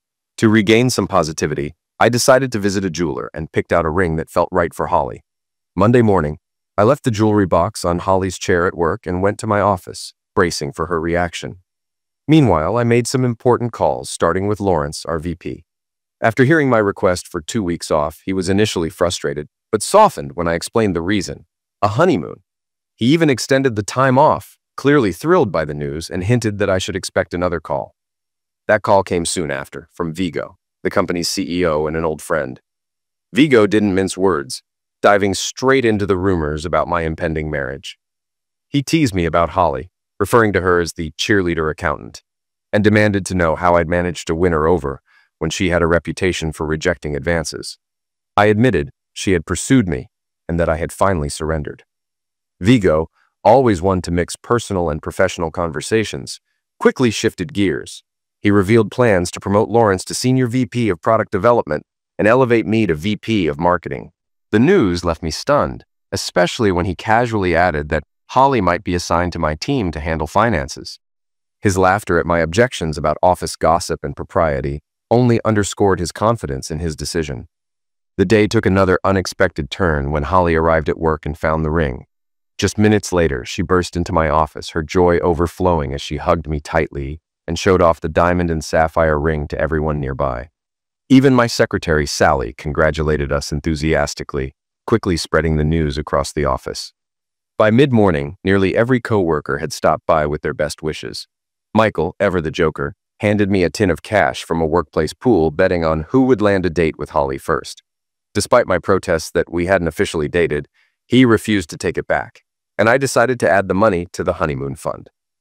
Amid the whirlwind of work and congratulations, Holly began bringing lunch to my office. We spent those moments sharing stories about our childhoods, with her warmth and patience easing my lingering doubts. The flirtation that had once defined her approach softened into gentle affection. When I asked about the change, she explained with a laugh that she wanted to save the intimacy for our wedding night, ensuring it would be special. Her newfound restraint only deepened my admiration for her, though it left me apprehensive about the upcoming Saturday with Janelle. When I shared Janelle's plans, Holly simply smiled and promised to call after the meeting, her calm reassurance a reminder of the trust and love she placed in me. Holly and Janelle were bound to cross paths that evening. Word of my engagement had spread quickly through the office, and by 5 p.m., the usual crowd from work swept into my office, dragging me along to Charlie's for a celebratory round of drinks. At our usual lively table, Holly leaned comfortably against my shoulder as we laughed and talked, until Janelle walked in. Michael was the first to notice, commenting on her striking appearance as she approached. I froze, realizing who it was just as she reached us. Holly started to pull away, but I held her hand firmly, resting it on my lap. Janelle greeted me warmly, mentioning her recent move and upcoming job interviews. Her tone was light, but her eyes flicked to Holly, her suspicion clear. I introduced her to the group, explaining who was seated at the table. When her gaze lingered on Holly, Janelle's voice turned sharp, questioning her role in my life. I met her inquiry head-on, holding Holly's hand as I clarified that Holly was my fiancée and that Janelle's hopes of reconciliation were too late. Both women seemed momentarily stunned, but Holly quickly whispered her gratitude in my ear, her love unmistakable. Janelle sat down, visibly deflated, but continued the conversation, brushing off her infidelity as a tiny mistake. Michael, however, wasn't having it. He spoke bluntly about the damage infidelity causes, recounting how Helen's recent escapades had led her husband Dean to file for divorce. The fallout was brutal, with Dean leaving Helen stranded after discovering her past indiscretions. Michael's story left Janelle visibly shaken, though she admitted she admired my honesty and hoped Holly appreciated me. Holly, ever composed, reached out to Janelle, promising to do her best to make me happy. The warmth in Holly's words stood in stark contrast to the tension between Janelle and me. Before I could respond, Janelle admitted she had hoped to use our upcoming Saturday outing to rekindle our relationship. Holly quickly stepped in with a solution, turning the day into a group outing. She suggested a double date to a blues festival, followed by dinner at a local restaurant, pairing Janelle with Michael. Janelle hesitated, confused by this suggestion, especially after Holly revealed we had never been on a traditional date despite our engagement. The playful banter that followed between Janelle and Holly softened the mood, and Janelle eventually agreed, introducing herself to Michael with charming directness. She laid her cards on the table, stating her current circumstances and her willingness to see where things might lead after her divorce. Michael, caught off guard but amused, agreed to the plan. Holly giggled as the two women found a surprising camaraderie. While I remained conflicted about Janelle's presence and her lingering feelings, I couldn't deny the sense of closure slowly settling over the situation. The evening had taken an unexpected turn, but for the first time, it felt like everyone was beginning to find their place in the unfolding story. The first time Janelle and I met in college, she approached me boldly, announcing that we'd be testing our compatibility that night. That audacious start led to 2 years as lovers and a 7-year marriage. Now, years later, Michael hesitated, glancing at me for approval after Janelle's unexpected invitation. With a smirk, I gave him a subtle nod. Blushing, he finally agreed, prompting Janelle to squeal in delight, leap into his lap, and kiss him. Moments later, a slow song began, and we were all on the dance floor, me with Holly, and Michael with his Saturday date. Sometimes, what you expect to be awkward turns out better than you imagined. That Saturday, Holly and Michael arrived at my apartment just as Janelle did. After a brief discussion, we all piled into my car and headed to a blues festival. The sprawling open-air event had multiple stages and craft booths. Agreeing to regroup by the car at 4 p.m., we split into pairs to explore. To my surprise, Janelle and Holly bonded quickly, ganging up on Michael and me with playful teasing. Meanwhile, Janelle and I settled back into the easy camaraderie that had once been the foundation of our marriage. By mid-afternoon, I noticed Janelle holding hands with Michael as we listened to a band. From that moment on, she acted like a smitten schoolgirl, while Michael seemed equally enchanted. When the women slipped away to freshen up, Michael confided his growing feelings for Janelle. He admitted he was already imagining a future with her and asked if I'd have any objections. I told him I cared deeply for Janelle, but encouraged him to love her and treat her well. Michael nodded, clearly determined, just as the women returned, their curiosity about our conversation met with a teasing deflection. Dinner that evening was a blur of good food and quiet connections. Holly and I spent most of the meal gazing into each other's eyes, while Janelle and Michael did the same. The atmosphere was so sweet that even the waiter seemed affected by the saccharine energy at the table. By the time we returned to my apartment, Michael and Janelle exchanged numbers in a passionate kiss before heading off separately. Holly joined me upstairs, ostensibly to see the apartment, though it was clear she planned to spend the night. She had brought a t-shirt to wear to bed, but made a show of slowly undressing, nearly breaking our resolve to wait for our wedding night. As I held her in my arms, I realized how much she had become the center of my world. The following Monday brought a surprise. An envelope on my desk containing plane tickets to the Bahamas and a 2-week stay at a luxury resort. The departure date was set for the evening of our wedding. Attached was a note from Vigo simply stating, "Have fun." Holly's scream of joy when I showed her the tickets reverberated through the office, and Vigo's amused response on the phone confirmed it was his gift to his favorite VP. The week turned hectic with new responsibilities and meetings. Vigo and Lawrence announced sweeping changes to the company's structure, which meant I was inundated with reviewing managers and preparing for my expanded role. Holly, too, was busy, and our moments together were limited to quick hugs and kisses during elevator rides. By Friday, we were both too exhausted to join the usual gathering at Charlie's, and instead spent the evening at my apartment. Holly's choice of attire, a thong, pushed the boundaries of restraint, but she simply laughed off my warnings about tempting fate, insisting we were already married in her heart. Saturday's company picnic was full of surprises. Holly and I were warmly welcomed as an official couple, but the bigger shock came when Janelle arrived on Michael's arm, sporting her own engagement ring. She excitedly shared how she and Michael had spent the previous weekend discovering shared passions for dance and music. Their engagement would be longer than ours, but Janelle declared that Michael wanted me as his best man, while Holly would stand as her maid of honor. The following week proved relentless. Holly's schedule was packed with audits and meetings, leaving me to juggle my own demanding workload. Despite her loving voicemails, we barely crossed paths, which only heightened my anticipation for the weekend. By Friday, Michael and Ethan dragged me out for what they dubbed my last night of freedom. They insisted I forget my responsibilities for a night and joined a group of coworkers at a steakhouse. There, they refused to let me pay or lift a finger.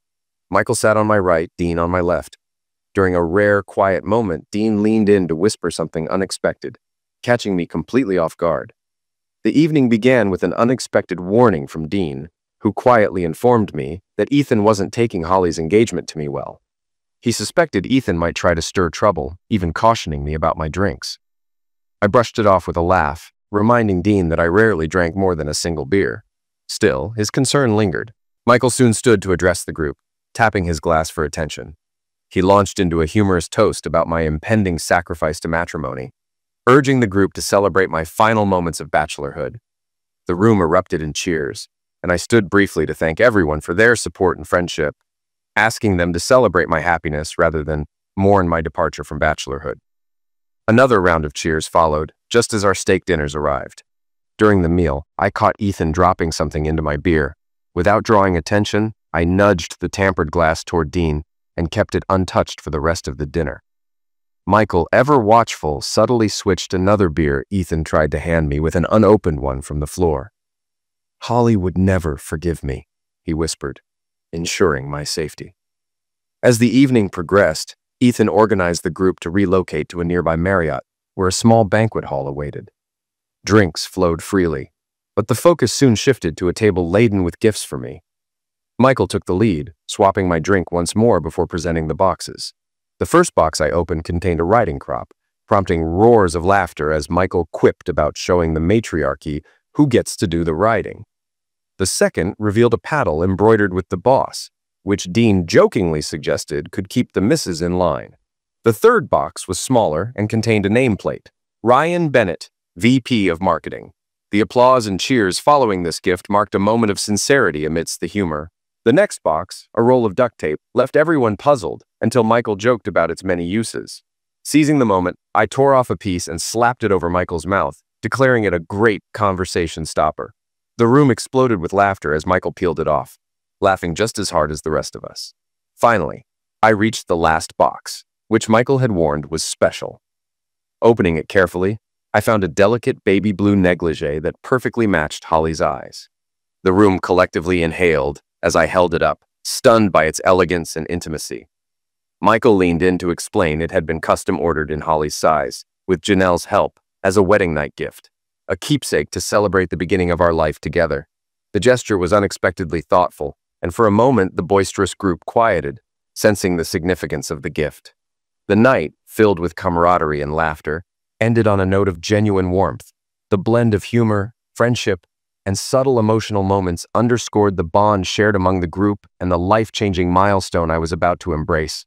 As I gazed at the delicate negligee, a flood of emotion overcame me. The thought of Holly wearing it and curling into my arms stirred a deep sense of gratitude. Shaking hands with Michael and Dean, I expressed my appreciation before turning to the rest of the group, the mood briefly reflective. Then Ethan shattered the quiet by flinging open the door and ushering in 3 women dressed in provocative nurse costumes. "Let's show Ryan what he'll be missing," Ethan shouted as loud techno music blared from a boombox. The women began dancing provocatively, removing clothing in a display that was less playful and more overtly sleazy. One of them approached me, her hand reaching toward my belt. I brushed her off, grabbing a picture of Holly that Michael had placed on my lap as a reminder. Dean had slipped away and Michael moved to sit beside me, his gaze narrowing on Ethan, who was watching us with barely concealed animosity. Michael leaned in and hissed, "He sedated your beer. Bet he was planning to snap pictures of you with these girls for Holly to see." Ethan's plan clicked into place as the dancer continued to press. I held up Holly's picture, telling her she was lovely, but not worth the risk of losing the woman I loved. She hesitated, her confusion growing as she noticed the chaos around the room. The other two women were engaged in explicit acts with some of the men, the scene devolving into an unseemly spectacle. The dancer's expression darkened as she noticed Ethan holding a camera. Her anger flared. "He's disgusting," she spat. Michael explained how Holly had rejected Ethan's advances, wanting a man she could trust.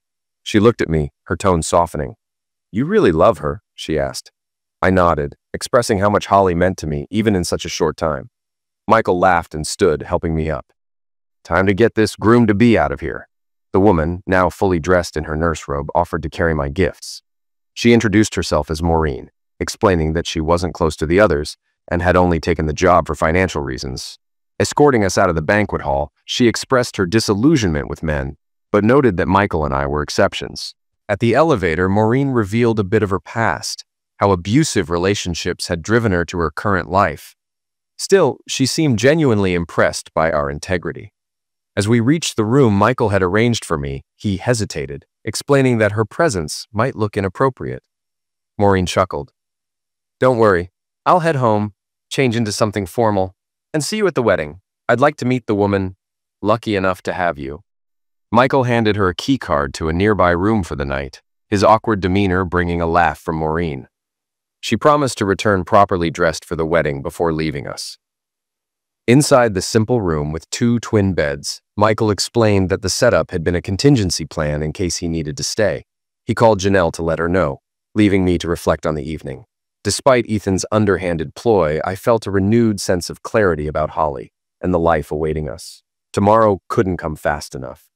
The next morning, I awoke with faint memories of a vivid dream where Holly and I were entwined in each other's arms. Michael was already up, adjusting his tuxedo and teasing me as I prepared for the wedding. He had thoughtfully laid out my own tuxedo, and breakfast had been ordered via room service. Once we stepped out of the room, we would head straight to the ceremony. When I asked where the wedding was, Michael merely grinned without answering. As we took the elevator to the lobby, Maureen and Helen joined us. Helen explained that Janelle had asked her to make sure Maureen arrived safely. Outside, a limo waited, and Michael announced it would take us to the venue. I expected a courthouse, but was surprised when the limo exited the freeway and drove to a picturesque state park. There, we pulled up to a beautifully adorned canopy, surrounded by friends, co-workers, and a smiling Vigo. "I couldn't let you get married in a courthouse," Vigo said, hugging me as I tried to protest the extravagance. Michael hurried me to the altar, and the strains of "Here Comes the Bride" began to play. When I instinctively turned to look, Michael stopped me. "Trust me, it's worth the wait," he whispered. I stood still, listening to the music and wondering how much effort Vigo had poured into this day. Movement from the corner of my eye caught my attention, and I turned to see Holly. The sight left me breathless. She wore a sheath of white that clung perfectly to her curves while flowing gracefully with every step. Sleeveless with lace ribbons adorning her arms, the gown complemented the bouquet of red roses in her hands. Her intricately braided hair sparkled with white feathers and blue beads, while her understated makeup radiated her natural beauty. She didn't wear a veil, and her love and joy shone brilliantly in the morning light. I gasped, only snapping out of my trance when Michael nudged me repeatedly. Turning back to the minister, I barely registered the ceremony, except for 2 moments, my clear "I do" and Holly's heartfelt response, "With all my heart, I do." When the minister declared us husband and wife, Holly threw her arms around me for our first kiss as a married couple. We left to the applause of our guests and climbed into the waiting limo. Vigo, standing nearby, offered a final hug and wished us well, saying, "The limo will take you to the airport. Everything's ready for your honeymoon. Come back safe." Words failed to capture our wedding night or the 2 weeks that followed. Holly found the blue negligee from my bachelor party and wore it to bed. Though I had imagined her in it countless times, the reality surpassed every fantasy. Crawling toward me on the bed, she trembled with both excitement and nervousness. What followed was a night of passion and love that exceeded anything I'd ever dreamed. The honeymoon became a weekend-long celebration in our suite before we finally ventured out. Vigo had arranged a variety of activities, and we spent our days sailing, swimming, hiking, and exploring the island. By the end of the trip, Holly was not just my wife, but my soulmate, inseparable from my life. Returning home, we found that Michael and Janelle had packed up our apartments and moved everything into our new home. A cheerful note on the kitchen table welcomed us back, but the two had made themselves scarce to give us privacy. That first night back became our first night in the new house, where every corner felt like it belonged to us. Life soon settled into a joyful rhythm. Work was fulfilling, home life with Holly was blissful, and every day felt like a new adventure. Together, we found that the best parts of our lives had only just begun. Michael and Janelle planned their December wedding and surprised us by buying a house just a few doors away. They lived together openly and happily, quickly becoming our closest friends. It was rare for a weekend to pass without at least one shared evening, whether at the bar or enjoying dinner at one of our homes. Before their wedding, two events stood out as milestones in this transformative time. The first happened on a brisk November Saturday when Holly managed to get tickets to her alma mater's rivalry game. Excited, she dragged me along. We spent the morning strolling the campus, visiting her old apartment complex, and reminiscing about her college days before heading to the stadium. The game itself was uneventful. Her team dominated early and coasted to an easy win. At halftime, Holly insisted we head closer to the field where she waved down a cheerleader. The young woman, Megan, ran over with a bright smile. The two greeted each other warmly, exchanging updates.